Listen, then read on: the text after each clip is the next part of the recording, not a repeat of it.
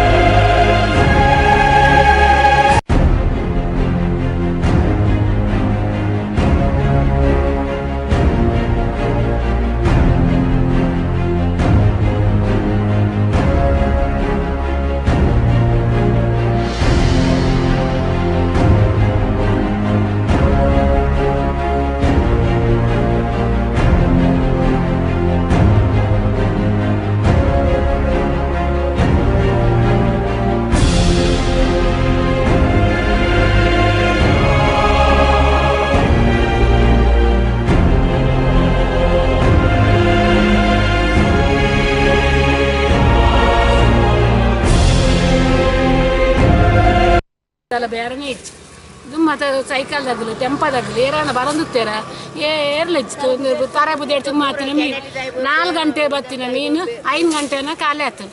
ಮೂಲು ಇಂಗ್ರೇಜ್ line bus ಇರ್ದು ಅಡೆ ಮುಟ್ಟ ಬೈದೇರು ಬೇರೆ ಕೊನತ್ತೇರು ಇತ್ತು ಏರ್ ಬರ್ತೀವಿ ಇತ್ತು ಎಂಕಲ್ ಇಲ್ಲಿ ಹೋನಾಗ ಆಗಲ್ ಬಂದ್ರೆ ಎಂಕಲ ಈ ವೈಕ್ ಬರ್ತೀರಿ ಎಂಕಲ ಕೈ ಪಾಪುನ್ ಕಾಂಡ 7 ಗಂಟೆ ಬರ್ತೀವಿ ಅಂತೀವಿ. ಎಂಕಲ್ ಏನು ಮಾಡ್ತೀವಿ ಎಂಕಲ್ ಈ ಬಂದ ನೋಡಿಲ್ಲ ಬೊಕ್ಕ ಅವ್ಲು ಏರ್ ಬರ್ತೀವಿ ಅಲ್ಪ ಸ್ವಲ್ಪ ಉಂಡದಲ್ಲ ಹಣ್ಣಲ್ಲ ಉಂಡಲ್ಲ ಟೆಂಪ ತಿರ್ಗಾರ ಜಾಗ ಕೊರ್ತುಜೇರು ಬೊಕ ಒಂದೇ ಸುಂದರಣ್ಣೆ ಅರ್ನ ಜಾಗ ಹಿಡ್ಬೋದು ತರ್ಕ ತಿರ್ಗಾದಿನ ಕೆಂಕರೆ ಬೆತ್ತ ಬಸದೇರು ಗೊತ್ತುಂಡು ಬರ್ರೆ ಬಲ್ಲಿಂದ ಗಿಡದೇರು ಬೊಕ ರಡ್ನೇದಾದ ಅಲ್ಪ ಅಂಕಲ್ ಪೋನಾಗ ಅಲ್ಪ ಮೀನ್ದ ಒಂದು ತಾಕೊಂಡು ಬ್ರಾಣೇರು ಎಂಕಲ್ ಪಿದಾಡು ಕುಲ್ಲನಾಗ ಬ್ರಾಣೇರು ಮಾತ ಅಲ್ಪ ಕುಲ್ಲೆ ಮೀನು ಆತುಂಡು ನೆಟ ನೀರು ಕೂಸುವಾರ ಅವು ಕೂಡ್ಸುವಾರ ಆ ಉಲ್ಲಪ್ಪ ಕಂಪ್ಲೇಂಟ್ ಬೋತುಂಡು ಗೊತ್ತುಂಡ ಅವು ಮಾತ ಎಂಕಲ್ ತಡೆ ತಂದು ಎಂಚಾಡಲ್ಲ ಎಂಕಲ ಜೀವನ ತೊಂದು 10-40 ವರ್ಷ 5 ವರ್ಷ ಅಲ್ಪ ಗಂಗಾರ್ಥ ಗುತ್ತಿಗೆ ಪಕ್ಕ ಚಾತೋಟಿಲು ಅಂಗಡಿ ಪುರತ್ತರ ಅದ ಒಂದು ಜನಕ್ಕೆ ಬರೋದಿತ್ತೇರು ಇತ್ತ ಏರ್ಲ ಬರ್ಪದೇರು ದುಮ್ಮದಾಗಲು ಬೋದೇರು ಇತ್ತದಾಗಲಿ ಏರ್ಲ ಬರ್ಪದೇರು ಇತ್ತ ಸಾಲಿ ಇತ್ತ ನೆಟ ಎಂಕಲೆ ಬೇರೆ ಪಿನ್ ಸಾಜಿರ್ ಪೋಪಿನಾಗಲ್ಲ ಬೇರೆ ಮೀನ್ ತೂದು ಓಲ ಎಡ್ಡೆ ಮೀನ್ ತೂದಾಗಲು ಬೇರೆ ಮಲ್ ಅಂದು ಎಂಕಲ ತುಂಬೊಂದು ಶಂಕರಪುರ ನಾಗರಿಕ ಸಮಿತಿ ಅಧ್ಯಕ್ಷನಾಗಿ ಇಲ್ಲಿಯ ಸಾರ್ವಜನಿಕ ಸಮಸ್ಯೆಗಳ ಬಗ್ಗೆ ಹೇಳುವುದಾದರೆ ಮೊದಲನೇದಾಗಿ ಶಂಕರಪುರದಲ್ಲಿ ಒಂದು ಸುಸಜ್ಜಿತವಾದ ಮೀನುಗಾರಿಕೆ ಮಾರುಕಟ್ಟೆ ಇಲ್ಲ. ಇನ್ನಂಜೆ ಗ್ರಾಮ ಪಂಚಾಯತ್ ವ್ಯಾಪ್ತಿಯಲ್ಲಿ ಮಾರ್ಕೆಟ್ ರೋಡ್ ಅಂತ ಏನು ಕರೆಯಲ್ಪಡುವ ಸ್ಥಳದಲ್ಲಿ ಮೀನು ಮಾರುಕಟ್ಟೆ ಇದ್ದರೂ ಅದು ಈಗ ದುಸ್ಥಿತಿಯಲ್ಲಿದೆ. ಅಲ್ಲಿ ಯಾರು ಮೀನು ಮಾರಲು ಹೋಗಲು ತಯಾರಿಲ್ಲ. ಇಂಥ ಪರಿಸ್ಥಿತಿಯಲ್ಲಿ ನಮ್ಮ ಮುಖ್ಯ ರಸ್ತೆಯ ಬಳಿ ಒಂದು ನಿರ್ದಿಷ್ಟ ಜಾಗದಲ್ಲಿ ಮೀನುಗಾರರು 365 ದಿನವೂ ಮೀನನ್ನು ಮಾರಾಟ ಮಾಡುತ್ತಿದ್ದಾರೆ. ಆದರೆ ಅಲ್ಲಿಯ ಪರಿಸ್ಥಿತಿ ಮಾತ್ರ ಭಯಾನಕವಾಗಿದೆ. ಯಾಕಂದರೆ ಅದು ವಾಹನಗಳು ಸಂಚರಿಸುವ ಸ್ಥಳವಾಗಿದ್ದು ಮತ್ತು ಸಾರ್ವಜನಿಕರು ಅಲ್ಲಿ ಸಂಚರಿಸುವುದು ತುಂಬ ಅಪಾಯಕಾರಿಯಾಗಿದೆ. ನಾನು ಈ ಮೂಲಕ ಕೇಳಿಕೊಳ್ಳುತ್ತೇನೆಂದರೆ ನಮ್ಮ ಇನ್ನಂಜೆ ಗ್ರಾಮ ಪಂಚಾಯತ್ ವ್ಯಾಪ್ತಿಯಲ್ಲಿ ಮಾರ್ಕೆಟ್ ರೋಡು ಈ ಹಿಂದಿನ ಮೀನು ಮಾರುಕಟ್ಟೆಯನ್ನು ದುರಸ್ತಿಪಡಿಸಿ ಅಲ್ಲಿ ನಮ್ಮ ಈಗಿನ ಮೀನು ಮಾರುವವರನ್ನು ಅಲ್ಲಿಗೆ ಸ್ಥಳಾಂತರಿಸಿ ಅವರಿಗೆ ಅಲ್ಲಿ ಮೂಲಭೂತ ಸೌಕರ್ಯಗಳನ್ನು ಕಲ್ಪಿಸಿದರೆ ಎಲ್ಲರಿಗೂ ಒಳ್ಳೆಯದು. ಎಸ್ ವೀಕ್ಷಕರೇ, ನೀವು ನೋಡಿದ್ರಿ ಅಲ್ಲಿನ ಮೀನು ಮಾರಾಟಗಾರರು ಅಲ್ಲಿನ ಅವ್ಯವಸ್ಥೆ ಬಗ್ಗೆ ಹೇಗೆ ಹೇಳ್ತಾರೆ ಅಂತ ಹೇಳಿದ್ರೆ, ಇರುವಂತಹ ಮೀನು ಮಾರುಕಟ್ಟೆಯಲ್ಲಿ ಕುಡುಕರ ಹಾವಳಿ ಜಾಸ್ತಿ ಆಗ್ತಾ ಇದೆ. ಅಲ್ಲಿ ಕುಡಿದು ಇರ್ತಾರೆ. ಇನ್ನು ಅಲ್ಲಿ ಸರಿಯಾದಂತಹ ನೀರಿನ ವ್ಯವಸ್ಥೆ ಕೂಡ ಇಲ್ಲ. ಹಾಗೆ ಅಲ್ಲಿಗೆ ಬರುವಂತಹ ಗ್ರಾಹಕರು ಕೂಡ ಆ ಒಂದು ಪಟ್ಟಣದಲ್ಲಿ ಅಥವಾ ಆ ಒಂದು ಪ್ರದೇಶದಲ್ಲಿ ಕಡಿಮೆ ಇದ್ದಾರೆ. ಎಸ್, ಇದ್ರ ಬಗ್ಗೆ ಇನ್ನಷ್ಟು ನನ್ನ ಜೊತೆ ಮಾತಾಡಲು ಇವತ್ತು ನಮ್ಮ ಸ್ಟುಡಿಯೋದಲ್ಲಿದ್ದಾರೆ ನಾಗರಿಕ ಸಮಿತಿ ಅಧ್ಯಕ್ಷರಾದಂತಹ ರೊನಾಲ್ಡ್ ಕೆಪ್ಟಾಲಿನೋ ಸರ್. ಕಾರ್ಯಕ್ರಮಕ್ಕೆ ಸ್ವಾಗತ. ಹಾಗೆ ಇನ್ನಂಜೆ ಗ್ರಾಮ ಪಂಚಾಯತ್ನ ಸದಸ್ಯರಾದಂತಹ ನಾಗೇಶ್ ಬಂಡೇರ್ ಅವರು ಕೂಡ ಇದ್ದಾರೆ. ಸರ್ ನಮಸ್ತೆ, ಕಾರ್ಯಕ್ರಮಕ್ಕೆ ಸ್ವಾಗತ. ಎಸ್, ಮೊದಲಿಗೆ ರೊನಾಲ್ಡ್ ಕೆಪ್ಟಾಲ್ ಅವ್ರ ಹತ್ರ ಕೇಳ್ತೇನೆ. ಸರ್, ಪ್ರೆಸೆಂಟ್ ಆಗಿ ಅಲ್ಲಿ ಯಾವ್ಯಾವ ರೀತಿಯಾದಂತಹ ತೊಂದರೆ ಆಗ್ತಾ ಇದೆ, ಇದರಿಂದ ಸಾರ್ವಜನಿಕರು ಕೂಡ ಒಂದು ಪ್ರಾಬ್ಲಮ್ ಅನ್ನು ಅನುಭವಿಸ್ತಾರೆ, ಇದ್ರ ಬಗ್ಗೆ ಏನ್ ಹೇಳ್ತೀರಾ ಸರ್? ಈಗ ಮೀನು ಮಾರಲಿಕ್ಕೆ ಏನು ಸ್ಥಳವನ್ನು ಉಪಯೋಗ ಮಾಡ್ತಾ ಇದ್ದಾರೆ, ಇದು PWD ರಸ್ತೆ ಮಾರ್ಜಿನಲ್ಲಿ ಇದೆ. ಇದು ಕಟಪಾಡಿ ಇರುವ ಮುಖ್ಯ ರಸ್ತೆ. ಇಲ್ಲಿ ವಾಹನ ದಟ್ಟಣೆ ಜಾಸ್ತಿ ಆಗಿದೆ. ಮತ್ತೆ ಅದು ಮೇಲ್ಗಡೆಯಿಂದ ತಗ್ಗು ಪ್ರದೇಶಕ್ಕೆ ಬರುವ ವಾಹನಗಳು ತುಂಬಾ ವೇಗವಾಗಿ ಸಂಚರಿಸ್ತವೆ. ರಸ್ತೆ ಅಗಲೀಕರಣ ಆದ ನಂತರ ವಾಹನಗಳ ವೇಗನೂ ಹೆಚ್ಚಿದೆ.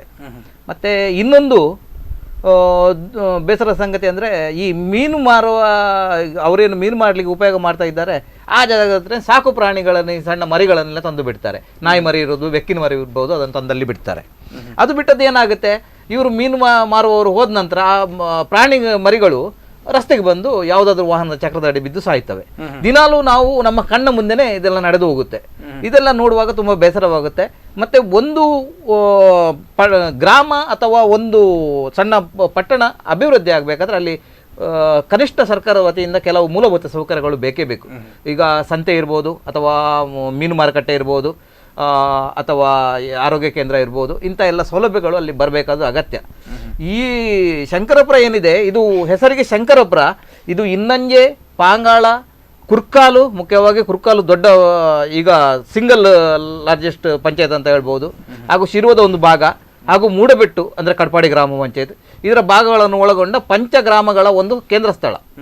ಇಲ್ಲಿ ಸರ್ಕಾರದ ಒಂದು ಮೂಲಭೂತ ಸೌಕರ್ಯಗಳು ಏನು ಬರ್ತಿಲ್ಲ ಅಂತ ಹೇಳ್ಬೋದು. ಖಾಲಿ ಒಂದು ಮುಖ್ಯ ರಸ್ತೆ ಒಂದು ಅಭಿವೃದ್ಧಿ ಆಗಿದ್ದು ಬಿಟ್ರೆ, ಈಗ ಇರುವ ಮಾರುಕಟ್ಟೆಗೆ ಇನ್ನಂಜೆ ಗ್ರಾಮ ಪಂಚಾಯತ್ ವತಿಗಿಂತಲೂ ಕುರ್ಕಾಲು ಗ್ರಾಮ ಪಂಚಾಯತ್ ವ್ಯಾಪ್ತಿಯಲ್ಲಿ ಒಂದು ಸ್ಥಳ ಗುರುತಿಸಿ ಒಂದು ಸೌಕರ್ಯ ಒದಗಿಸಿಕೊಟ್ರೆ ಇನ್ನೂ ಒಳ್ಳೆಯದು. ಯಾಕಂದರೆ ಇದಕ್ಕೆ ಜನರಿಗೆ ತುಂಬ ಉಪಕಾರ ಆಗುತ್ತೆ. ಇದು ಮುಖ್ಯ ರಸ್ತೆನೂ ಸಿಗುತ್ತೆ. ಇದೀಗ ಅವರು ಮೀನು ಮಾರುವ ಸ್ಥಳ ಮತ್ತು ಈ ಹಿಂದೆ ಇದ್ದ ಮಾರುಕಟ್ಟೆಗೆ ಸುಮಾರು 200 ಮೀಟರ್ ಅಂತರ ಇದೆ. 200 ಮೀಟರ್ ಅಂತರ ಏನಿದೆ, ಈಗಿನ ಜನರು 10 ಅಡಿ ನಡೀಲಿಕ್ಕೆ ಹಿಂಸರಿಯುವಂಥವರು 200 ಮೀಟರ್ ದೂರ ಹೋಗಿ ಮೀನು ತಗೊಂಡು ಬರುವುದು ಕಷ್ಟ ಆಗ್ಬೋದು. ಯಾಕಂದರೆ ಆ ಮೀನುಗಾರರು ಈಗ ಹೇಳಿದ ರೀತಿ ನೋಡಿದರೆ ಅಲ್ಲಿ ಅವರಿಗೆ ಈ ಹಿಂದೆ ವೈಯಕ್ತಿಕ ಸಮಸ್ಯೆಗಳನ್ನು ತುಂಬ ಒಡ್ಡಿದ್ರು. ಅದು ನಿಜ, ಹೌದು, ಆಗಿತ್ತಲ್ಲಿ. ಮತ್ತು ಒಂದು ಮಾರುಕಟ್ಟೆ ನಿರ್ಮಿಸಿದರೆ ಸಾಲದು, ಅಲ್ಲಿ ನೀರಿನ ವ್ಯವಸ್ಥೆ ಇರಬೇಕು, ಅಲ್ಲಿ ಬೆಳಕಿನ ವ್ಯವಸ್ಥೆ ಇರಬೇಕು, ಅಂದರೆ ದೀಪದ ವ್ಯವಸ್ಥೆ ಇರಬೇಕು. ಅಲ್ಲಿ ಆ ಕಟ್ಟಡದಲ್ಲಿ ಅಂಥದ್ದು ಇರಲಿಲ್ಲ.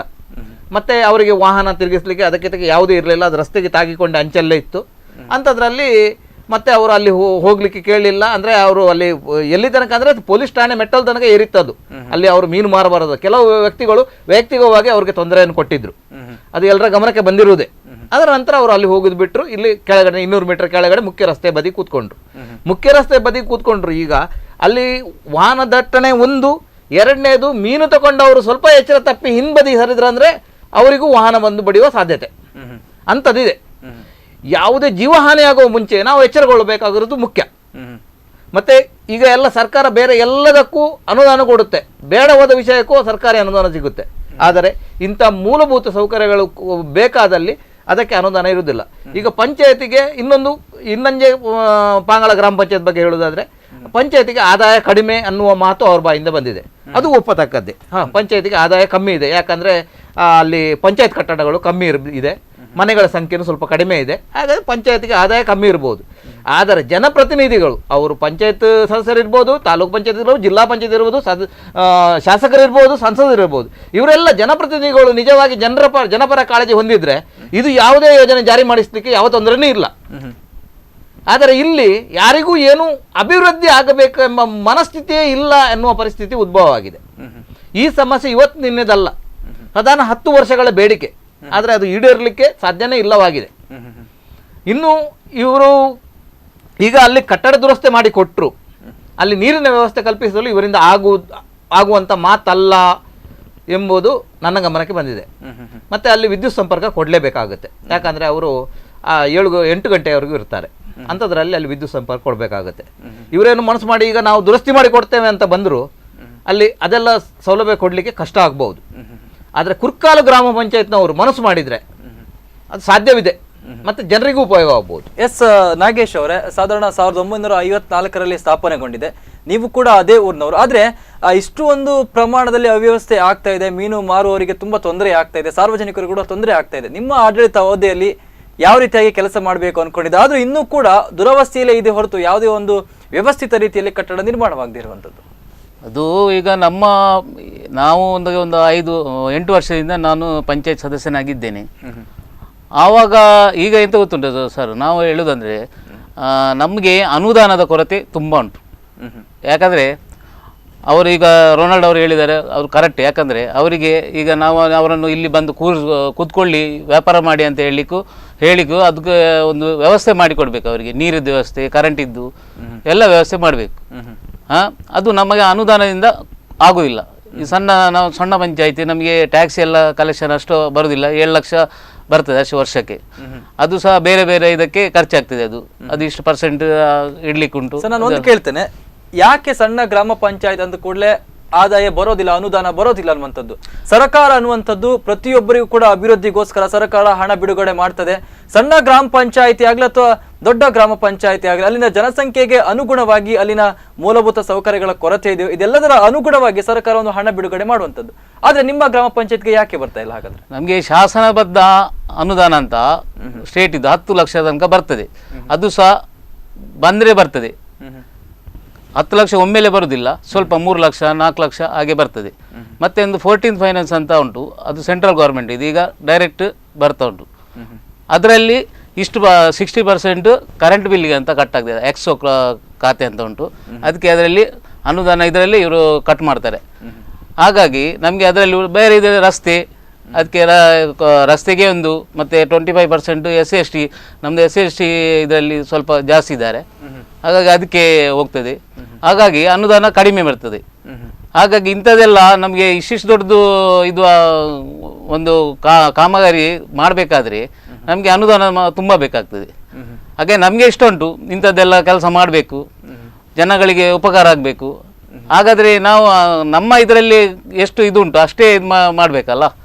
ಈಗ ನಾರ್ಮಲ್ ಆಗಿ ಕೇಳುವಂತ ಪ್ರಶ್ನೆ ಅಂತ ಹೇಳಿದ್ರೆ, ಓಕೆ ನಿಮಗೆ ಅನುದಾನ ಕಡಿಮೆ ಬರುತ್ತೆ, ನಿಮಗೂ ಕೂಡ ಅಭಿವೃದ್ಧಿ ಮಾಡುವಂತಹ ಮನಸ್ಸಿದೆ. ಆದ್ರೆ ಅನುದಾನ ಕಡಿಮೆ ಬರುವ ನಿಟ್ಟಿನಲ್ಲಿ ಸಂಬಂಧಪಟ್ಟಂತಹ ಅಧಿಕಾರಿಗಳ ಹತ್ರ ಹೋಗಿ ಹೀಗೀಗೆ ನಮ್ಮ ಗ್ರಾಮ ಪಂಚಾಯತ್ ವ್ಯಾಪ್ತಿಯಲ್ಲಿ ಇಂತಿಂತಹ ರೀತಿಯಾದಂತಹ ಪ್ರಾಬ್ಲಮ್ಸ್ಗಳಿವೆ, ಸಾಕಷ್ಟು ತೊಂದರೆ ಆಗ್ತಾ ಇದೆ, ಇದ್ರ ಬಗ್ಗೆ ಏನಾದ್ರು ನಮ್ಗೆ ಅನುದಾನ ಹೆಚ್ಚಿಗೆ ಕೊಡಿ ಅಂತ ಕೇಳ್ಬೋದಿತ್ತಲ್ಲ? ಹೌದು, ಈಗ ಫಿಶರೀಸ್ ಇಲಾಖೆಯಲ್ಲಿ ಇದಕ್ಕೆ ಮಾರ್ಕೆಟ್ ಎಲ್ಲ ಹೈಟೆಕ್ ಮಾರ್ಕೆಟ್ ಎಲ್ಲ ಮಾಡಿ ಕೊಡ್ತಾರೆ. ಆದ್ರೆ ಅವರು ನಿಲ್ಬೇಕು ಅಲ್ಲಿ. ಅವ್ರೀಗ ಅದಕ್ಕೆ ಅನುದಾನ ಕೊಟ್ಟರು, ಹೈಟೆಕ್ ಇದೆಲ್ಲ ಮಾಡಿ ಕೊಟ್ಟರು, ಅವ್ರು ಬಂದು ನಿಂತು ವ್ಯಾಪಾರ ಮಾಡಬೇಕಲ್ಲ. ಅವಾಗ ಅವ್ರ ಹತ್ರ ನಾವು ನಿರ್ಣಯ ಮಾಡಿ ಅವರಿಗೆ ಕಳಿಸಿದ್ದೇವೆ. ಈಗ ಮೊನ್ನೆ ನಾವು ಮಾನ್ಯ ಶಾಸಕರ ಹತ್ರ, ಈಗಿನ ಶಾಸಕರ ಹತ್ರ ಸಹ ಕೇಳಿದ್ದೇವೆ. ಅವ್ರ ಹತ್ರ ಹೇಳಿದೆ ನಾವು, ನೀವು ಅವ್ರು ಹೇಳಿದ್ದಾರೆ, ನೀವು ಅವರನ್ನು ಇದು ಕನ್ವಿನ್ಸ್ ಮಾಡಿ ಸ್ವಲ್ಪ ಅಲ್ಲಿ ಬಂದು ನಿಲ್ಲಿಕ್ಕೆ ಹೇಳಿ, ನಾನು ಅದಕ್ಕೆ ವ್ಯವಸ್ಥೆ ನಾನು ಮಾಡ್ತೇನೆ ಅಂತ ಹೇಳಿದ್ದಾರೆ. ಇದಕ್ಕೆ ಅಲ್ಲಿ ಮೀನು ಮಾರಾಟಗಾರರು ಕೊಡುವಂತ ಉತ್ತರ ಅಂತ ಹೇಳಿದ್ರೆ ಆ ಭಾಗದಲ್ಲಿ ಹೆಚ್ಚಿನ ಕಸ್ಟಮರ್ಸ್ ಗಳು ಬರೋದಿಲ್ಲ, ಅಲ್ಲಿ ತೊಂದರೆ ಆಗ್ತಿದೆ ಅನ್ನುವಂಥದ್ದು. ಅದು ಹಾಗಾದ್ರೆ ಆ ಒಂದು ನಿಟ್ಟಿನಲ್ಲಿ ಅಲ್ಲಿಂದ ಒಂದು ಶಿಫ್ಟ್ ಮಾಡ್ಬೋದಲ್ವಾ, ಸ್ಥಳಾಂತರ ಮಾಡ್ಬೋದಲ್ವಾ ಮೀನು ಮಾರುಕಟ್ಟೆಯನ್ನ? ಅದು ಮಾಡ್ಬೋದು. ಯಾಕಂದ್ರೆ ನಮ್ಮ ಇದರಲ್ಲಿ ಸರ್ಕಾರದ್ದು ಬೇರೆ ಜಾಗ ಇಲ್ಲ. ನಮ್ಮ ಇದರಲ್ಲಿ, ನಮ್ಮ ಪಂಚಾಯತಿಯಲ್ಲಿ ಸರ್ಕಾರದ ಜಾಗ ಅಂತ ಕಮ್ಮಿ ಇರುವುದು ನಮ್ಮ ಇದರಲ್ಲಿ. ಹಾಗಾಗಿ ನಮಗೆ ಬೇರೆ ಶಿಫ್ಟ್ ಮಾಡಲಿಕ್ಕೆ ನಮಗೆ ಜಾಗ ಇಲ್ಲ, ವ್ಯವಸ್ಥೆ ಇಲ್ಲ. ಹಾಗಾಗಿ ಬೇರೆ ಪಂಚಾಯತಿ, ಕುರ್ಕಾಲ್ ಪಂಚಾಯತಿಯಲ್ಲೆಲ್ಲ ದೊಡ್ಡ ಅವ್ರದ್ದು ಮತ್ತೆ ದೊಡ್ಡ ಬಿಲ್ಡಿಂಗ್ ಉಂಟು, ಅವರಿಗೆ ಅನುದಾನ ಜಾಸ್ತಿ ಉಂಟು, ಅವರಿಗೆ ಯಾವ್ದು ಬೇಕಾದ್ರೆ ಎಂತ ಬೇಕಾದ್ರೆ ಮಾಡ್ಬೋದು. ನಮ್ಮದಲ್ಲಿ ಪಂಚಾಯತಿಯಲ್ಲಿ ಅನುದಾನ ಇಲ್ಲ, ಯಾವುದೇ ಫ್ಯಾಕ್ಟ್ರಿ ಇಲ್ಲ, ಯಾವುದೇ ದೊಡ್ಡ ಫ್ಯಾಕ್ಟ್ರಿ ಇಲ್ಲ, ಮತ್ತೆ ದೊಡ್ಡ ಬಿಲ್ಡಿಂಗ್ ಇಲ್ಲ. ಅದು ಸಹ ನಮ್ದು ಈಗ ಪಾಂಗಳ ಗ್ರಾಮಕ್ಕೆ ಪ್ರಾಧಿಕಾರ ತಂದಿಟ್ಟಿದ್ದಾರೆ. ಪ್ರಾಧಿಕಾರದಿಂದ ಈಗ ಯಾರು ಇದು ದೊಡ್ಡ ಬಿಲ್ಡಿಂಗ್ ಕಟ್ಟಲಿಕ್ಕೆ ಎದುರ್ತಾರೆ ಈಗ. ಸ್ವಲ್ಪ ಎಲ್ಲ ಹೈವೇ ಇದೆಲ್ಲ ಮುಂಚೆ ಎಲ್ಲ ಅಂಗಡಿದ್ದೆಲ್ಲ ಬರ್ತಿತ್ತು ಇನ್ಕಮ್ ಟ್ಯಾಕ್ಸ್ ಎಲ್ಲ, ಈಗ ಹೈವೇ ಆಗಲಾಗಿ ಅದು ಸಹ ಹೋಗಿದೆ. ಅದಕ್ಕೆ ನಮಗೆ ಅನುದಾನ ಸಹ ಅಷ್ಟು ಬರುದಿಲ್ಲಲ್ಲ. ಹಾಗಾಗಿ ಜನಗಳ ಇದು ಒಂದು ಸೇವೆ ಮಾಡಲಿಕ್ಕೆ ನಮಗೆ ಈಗ ಇದಾಗಿದೆ. ನಾವೇನಿದ್ರು ಈ ಸಂಧ್ಯಾ ಸುರಕ್ಷಾ ಅದೆಲ್ಲ ಸಣ್ಣದೆಲ್ಲ ಸ್ಕೀಮ್ ಎಲ್ಲ ಉಂಟ, ಅದು ಮಾಡೋದು ಅಷ್ಟೇ. ರೊನಾಲ್ಡ್ ಅವರು ನಿಮಗೆ ಕೇಳ್ತೀನಿ, ಸಾಧಾರಣ ಒಂದು 10 ವರ್ಷದಿಂದ ಕೂಡ ಈ ಸಮಸ್ಯೆ ಕಾಡ್ತಾ ಇದೆ. ಆದರೆ 10 ವರ್ಷದಿಂದ ಆಡಳಿತದಲ್ಲಿರುವಂತಹ ಅಧಿಕಾರಿಗಳಾಗಿರ್ಬೋದು, ಸಂಬಂಧಪಟ್ಟಂತ ಇಲಾಖೆ ಯಾವುದೇ ಅಧಿಕಾರಿಗಳಾಗಿರ್ಬೋದು, ಯಾಕೆ ಸೂಕ್ತವಾದಂತಹ ಕ್ರಮವನ್ನು ಕೈಗೊಳ್ಳಿಲ್ಲ? ಓಕೆ, ನಾನು ಒಪ್ಕೊಳ್ತೇನೆ, ನಾಗೇಶ್ ಬಂಡೆ ಅವರು ಹೇಳಿದ್ದು ಸರ್ಕಾರದಿಂದ ಅನುದಾನ ಕಡಿಮೆ ಬರ್ತದೆ, ಹಾಗಾಗಿ ನಮ್ಗೆ ಯಾವುದೇ ಕೆಲಸ ಮಾಡ್ಲಿಕ್ಕೆ ಕಷ್ಟ ಆಗ್ತದೆ ಅನ್ನುವಂಥದ್ದು. ಹಾಗಾದ್ರೆ ಈ ಹಿಂದೆ ಇದ್ದ ಅಧಿಕಾರಿಗಳು ಪ್ರಯತ್ನ ಪಡಬಹುದಿತ್ತು ಅಲ್ವಾ? ನಮ್ಗೆ ಕೂಡ ಅನುದಾನ ಜಾಸ್ತಿ ಬೇಕು ಅನ್ನುವಂಥ ನಿಟ್ಟಿನಲ್ಲಿ ಯಾವ್ದಾದ್ರು ಒಂದು ಯೋಜನೆಯನ್ನ ಜಾರಿಗೆ ತಂದಿದ್ರೆ ಇಷ್ಟೊತ್ತಿಗೆ ಒಂದು ಗ್ರಾಮ ಇಂಪ್ರೂವ್ ಆಗ್ತಿತ್ತಲ್ವಾ ಅನ್ನೋದು.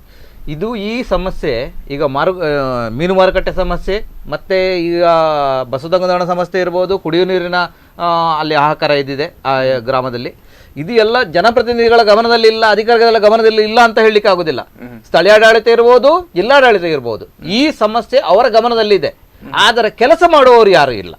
ಯಾಕೆ ಮಾಡ್ತಾ ಇಲ್ಲ ಸರ್? ಚುನಾವಣೆ ಸಂದರ್ಭದಲ್ಲಿ ಚುನಾವಣೆ ಸಂದರ್ಭದಲ್ಲಿ ಬರುವುದು, ಚುನಾವಣೆಗೆ ನಿಂತವನು ಆಶ್ವಾಸನೆ ಕೊಟ್ಟು ಹೋಗ್ತಾನೆ. ಹಾಗಾದ್ರೆ ಕೆಲಸ ಯಾರು ಮಾಡ್ತಾರೆ? ಬಲಿಪಶುಗಳು ಜನರಷ್ಟೇ. ನಾನು ಕೇಳುವಂತದ್ದು, ಈಗ ಅಧಿಕಾರದಲ್ಲಿರುವಂತಹ ಯಾವುದೇ ಒಬ್ಬ ಅಧಿಕಾರಿ ಚುನಾವಣೆ ಸಂದರ್ಭದಲ್ಲಿ ಬರೋದಿಲ್ಲ, ಜನಪ್ರತಿನಿಧಿಗಳೇ ಬರ್ತಾರೆ ಅನ್ನುವಂಥದ್ದು. ಅಥವಾ ಜನಪ್ರತಿನಿಧಿಗಳು ಬಂದ ತಕ್ಷಣ ಅವನು ಕೂಡ ಚುನಾವಣೆಗಿಂತ ಮುಂಚೆ ಜನರ ಸಮಸ್ಯೆನೇ ಮೊದಲಿಗೆ ಕೇಳ್ತಾರೆ, ಎಲ್ಲ ಅವರಿಗೆ ಗೊತ್ತಿರುತ್ತದೆ. ಆದ್ರೆ ಯಾಕೆ ಗೆದ್ದ ಆಶ್ವಾಸನೆಗಳಲ್ಲೇ ಇದ್ದೇವೆ ನಾವಿನ್ನು. ನಮಗೆ ಖಾಲಿ ಸಿಗುವುದು ಆಶ್ವಾಸನೆ. ಒಬ್ಬ ಮತರನ್ನಾಗಿ ನನಗೆ ಸಿಗುವುದು ಆಶ್ವಾಸನೆ. ನಾನು ಕೆಲವು ಇಂಥ ಸಮಸ್ಯೆಗಳನ್ನು ಅವರ ಗಮನಕ್ಕೆ ತಂದಾಗ ನನಗೆ ಸಹ ಸಿಗುವುದು ಆಶ್ವಾಸನೆ ಅಷ್ಟೇ. ಮಾಡುವ. ಹಾಗಾದ್ರೆ ಕೆಲಸಗಳನ್ನು ಯಾರು ಮಾಡ್ತಾರೆ ಸರ್? ಹಾಗಾದ್ರೆ ಅದೇ ಒಂದು ಪ್ರಶ್ನೆ ಆಗಿದೆ ಇದು. ಕೆಲಸ ಮಾಡುವವರು ಯಾರು ಅಂತ. ಒಂದು ಬಸ್ಸು ತಂಗದಾಣ ಮಾಡಲಿಕ್ಕೆ ಹೊರಟ್ರೆ ಅದಕ್ಕೆ ಕೆಲವು ಸ್ಥಾಪಿತ ಹಿತಾಸಕ್ತಿಗಳು ಅಡ್ಡ ಬಂದು ಸರ್ಕಾರಿ ಜಾಗವನ್ನು ಕಬಳಿಸಿ ಅಲ್ಲಿ ಬಸ್ಸು ತಂಗದಾಣ ನಿರ್ಮಾಣ ಮಾಡೋದಾಗೆ ಮಾಡ್ತಾರೆ. ಸರ್ಕಾರಿ ಜಾಗವನ್ನು ಕಬಳಿಸ್ತಾರೆ. ಮತ್ತೆ ಈ ಹಿಂದೆ ಏನು ನಡೆದಿದೆ ಅಂದ್ರೆ, ಒಂದು 10-15 ವರ್ಷಗಳಿಂದ ನಿರಂತರವಾಗಿ ಏನು ನಡೆದಿದೆ ಅಂದ್ರೆ, ಗ್ರಾಮ ಪಂಚಾಯತ್ ವ್ಯಾಪ್ತಿಯಲ್ಲಿದ್ದ ಸರ್ಕಾರಿ ಭೂಮಿ ಎಲ್ಲ ಅತಿಕ್ರಮಣ ಆಗಿದೆ. ಇದು ಖಾಲಿ ಇನ್ನಂಜೆ ಗ್ರಾಮ, ಕಡ್ಪಾಡಿ ಗ್ರಾಮ, ಕುರ್ಕಲ ಗ್ರಾಮ, ಶಿರುವ ಗ್ರಾಮದ ಹೇಳೋದಲ್ಲ. ಎಲ್ಲ ಸಾಧಾರಣ ಮಟ್ಟಿಗೆ ಎಲ್ಲ ಗ್ರಾಮ ಪಂಚಾಯತಲ್ಲಿ ಇದ್ದ ಸರ್ಕಾರಿ ಭೂಮಿಯನ್ನು ಅತಿಕ್ರಮಣ ಆಗಲು ಬಿಟ್ಟಿದ್ದಾರೆ. ಅದಕ್ಕೆ ಜನಪ್ರತಿನಿಧಿಗಳೇ ಸಹಕಾರ ಕೊಟ್ಟಿದ್ದಾರೆ. ಈಗ ಏನಾದರೂ ಮೂಲಭೂತ ಸೌಕರ್ಯ, ಒಂದು ಅಂಗನವಾಡಿ ಕೇಂದ್ರನೋ ಅಥವಾ ಒಂದು ಪ್ರಾಥಮಿಕ ಆರೋಗ್ಯ ಕೇಂದ್ರನೋ ಅಥವಾ ಒಂದು ಮೀನು ಮಾರುಕಟ್ಟೆನೋ ಅಥವಾ ಒಂದು ಸಣ್ಣ ಪುಟ್ಟ ಏನಾದರೂ ಈ ಅಂಗಡಿಗಳನ್ನು ನಿರ್ಮಿಸಿ ಕೊಡೋದು, ಗ್ರಾಮ ಪಂಚಾಯತ್ ವತಿಯಿಂದ ನಿರ್ಮಿಸಿ ಬಾಡಿಗೆ ಕೊಡೋದು, ಇದನ್ನು ಮಾಡಲಿಕ್ಕೆ ಭೂಮಿ ಇಲ್ಲ, ಉಳಿಕೆ ಭೂಮಿ ಇಲ್ಲ, ಎಲ್ಲ ಖಾಸಗಿಯವರ ಪಾಲಾಗಿದೆ. ಸರ್ಕಾರಿ ಭೂಮಿ ಅತಿಕ್ರಮಣವಾಗುವ ತನಕ ಎಲ್ಲರೂ ಕೈಗಟ್ಟಿ ಕೂತಿದ್ದಾರೆ. ಅಂದ್ರೆ ಫ್ಯೂಚರ್ ಪ್ಲೇನೇ ಇಲ್ಲ. ಮುಂದಿನ ಒಂದು 25-50 ವರ್ಷದಲ್ಲಿ ಆ ಪಟ್ಟಣ ಬೆಳೆಯುತ್ತೆ, ಅಲ್ಲಿ ಒಂದು ಜಾಗ ಏನಾದ್ರೂ ಬೇಕು ಅನ್ನುವ ಒಂದು ಮನಸ್ಥಿತಿಯೇ ಇರಲಿಲ್ಲ. ಸರ್ಕಾರದ ಜಾಗವನ್ನ ಹೇಗೆ ಸರ್ ಅವ್ರು ಮಾಡ್ಕೊಳ್ತಾರೆ? ಹಾಗಾದ್ರೆ ಸರ್ಕಾರಕ್ಕೆ ಒಂದು ಕಾನೂನು ಕಟ್ಟಳೆಗಳಂತ ಇರ್ತದೆ, ಸರ್ಕಾರದ ಜಾಗವನ್ನ ಸರ್ಕಾರಕ್ಕೆ ಮೀಸಲಾಗಿರ್ತದೆ, ಅಂತದ್ರಲ್ಲಿ ಸರ್ಕಾರದ ಜಾಗವನ್ನ ಹೇಗೆ ಕಬಳಿಸ್ತಾರೆ? ಹಾಗಾದ್ರೆ ಸರ್ಕಾರದ ಕಾನೂನು ಕಟ್ಟಳೆಗಳು ಬಡವನಿಗೆ ಮಾತ್ರ ಇಫೆಕ್ಟ್ ಆಗೋದು, ದುಡ್ಡಿದ್ದವನಿಗೆ ಸರ್ಕಾರದ ಕಾನೂನು ಕಟ್ಟಳೆಗಳು ಇಫೆಕ್ಟ್ ಆಗುವುದಿಲ್ಲ. ಯಾಕಂದ್ರೆ ನನ್ನ ಕಣ್ಣ ಮುಂದೆನೆ ಅಂತದ 3-4 ಅತಿಕ್ರಮಣವಾದ ಅತಿ ದೊಡ್ಡ ಜಾಗಗಳನ್ನು ನಾನು ನೋಡಿದ್ದೇನೆ. ಬಡವನಾಗಿ ಇದ್ದವನು ಬಡವನಾಗಿ ಸಾಯ್ಬೇಕು, ಬಡವನಾಗಿ ಇದ್ದವನು ಬಡವನಾಗಿ ಸಾಯಬೇಕು ಅನ್ನೋ ಮನಸ್ಥಿತಿ ಅವರು ಹೊಂದಿದ್ದಾರೆ, ಹಾಗೆ ಕಾಣ್ತಾ ಉಂಟು. ಎಸ್ ಸರ್, ನಿಮ್ ಜೊತೆ ಇನ್ನಷ್ಟು ಮಾತಾಡ್ತೇನೆ. ಎಸ್ ವೀಕ್ಷಕರೇ, ನೀವು ಕೂಡ ಕಾರ್ಯಕ್ರಮವನ್ನ ನೋಡ್ತಾ ಇದ್ದೀರಾ, ಇದ್ರ ಬಗ್ಗೆ ಇನ್ನಷ್ಟು ಡಿಸ್ಕಷನ್ ಅನ್ನು ಮಾಡ್ತೀನಿ ಬ್ರೇಕ್ ಬಳಿಕ.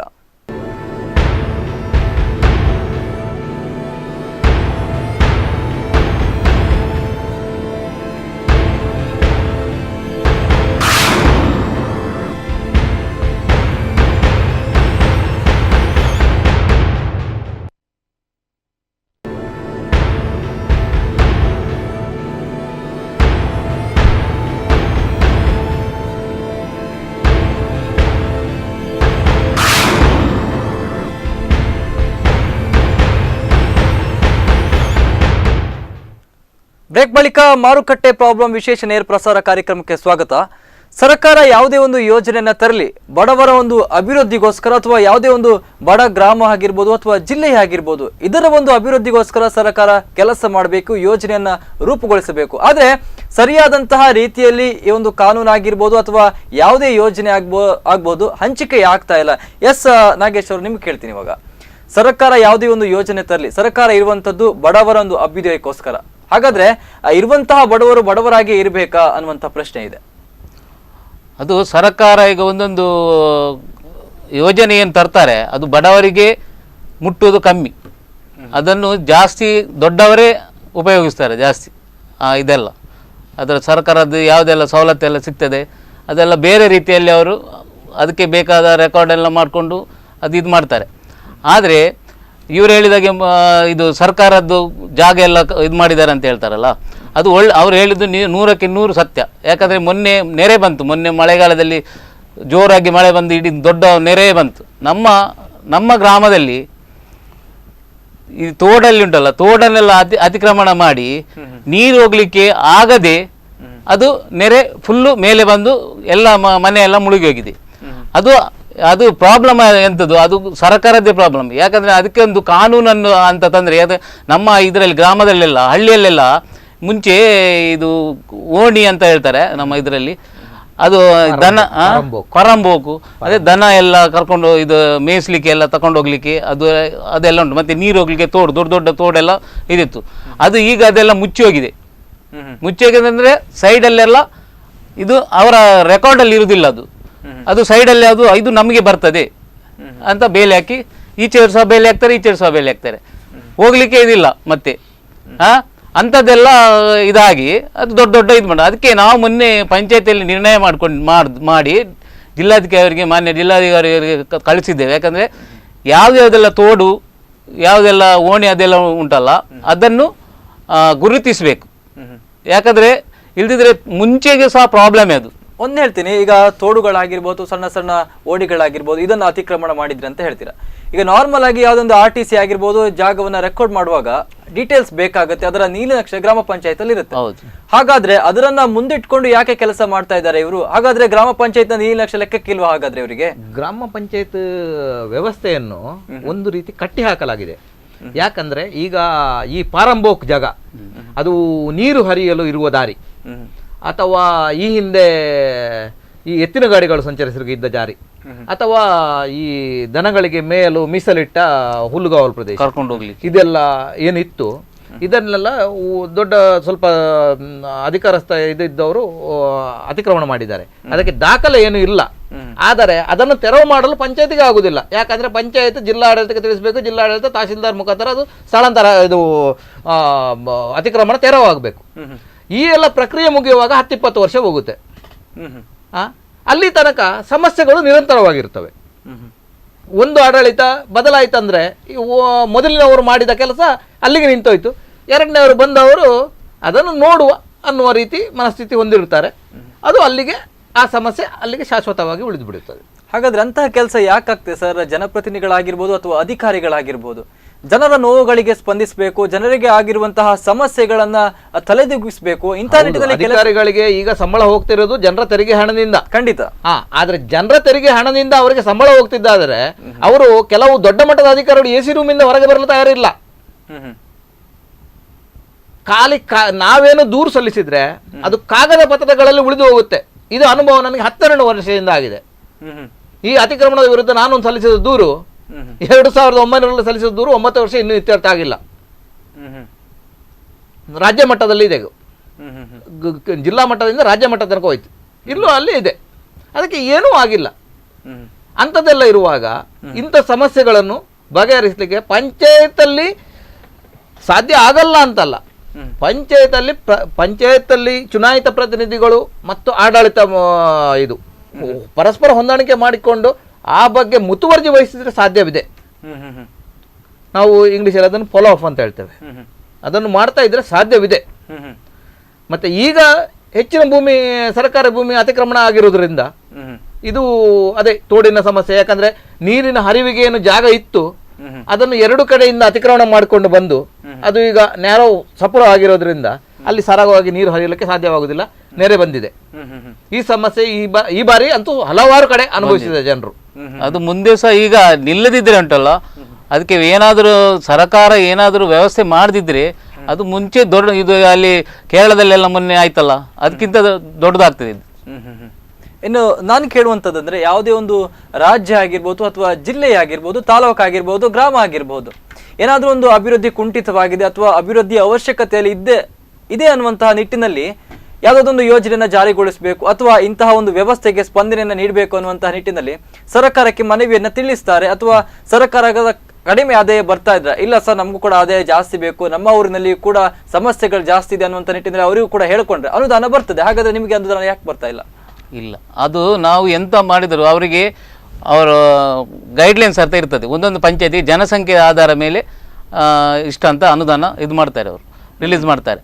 ಮತ್ತು ಅದು ಅದು ಅಷ್ಟು ನಮ್ಮ ಇದರಲ್ಲಿ ಪಂಚಾಯತಿಯಲ್ಲಿ ಅಷ್ಟು ಜನಸಂಖ್ಯೆ ಇಲ್ಲ, ಹಾಗಾಗಿ ಕಡಿಮೆ ಅನುದಾನ ಇದು ಬರ್ತದೆ ನಮಗೆ.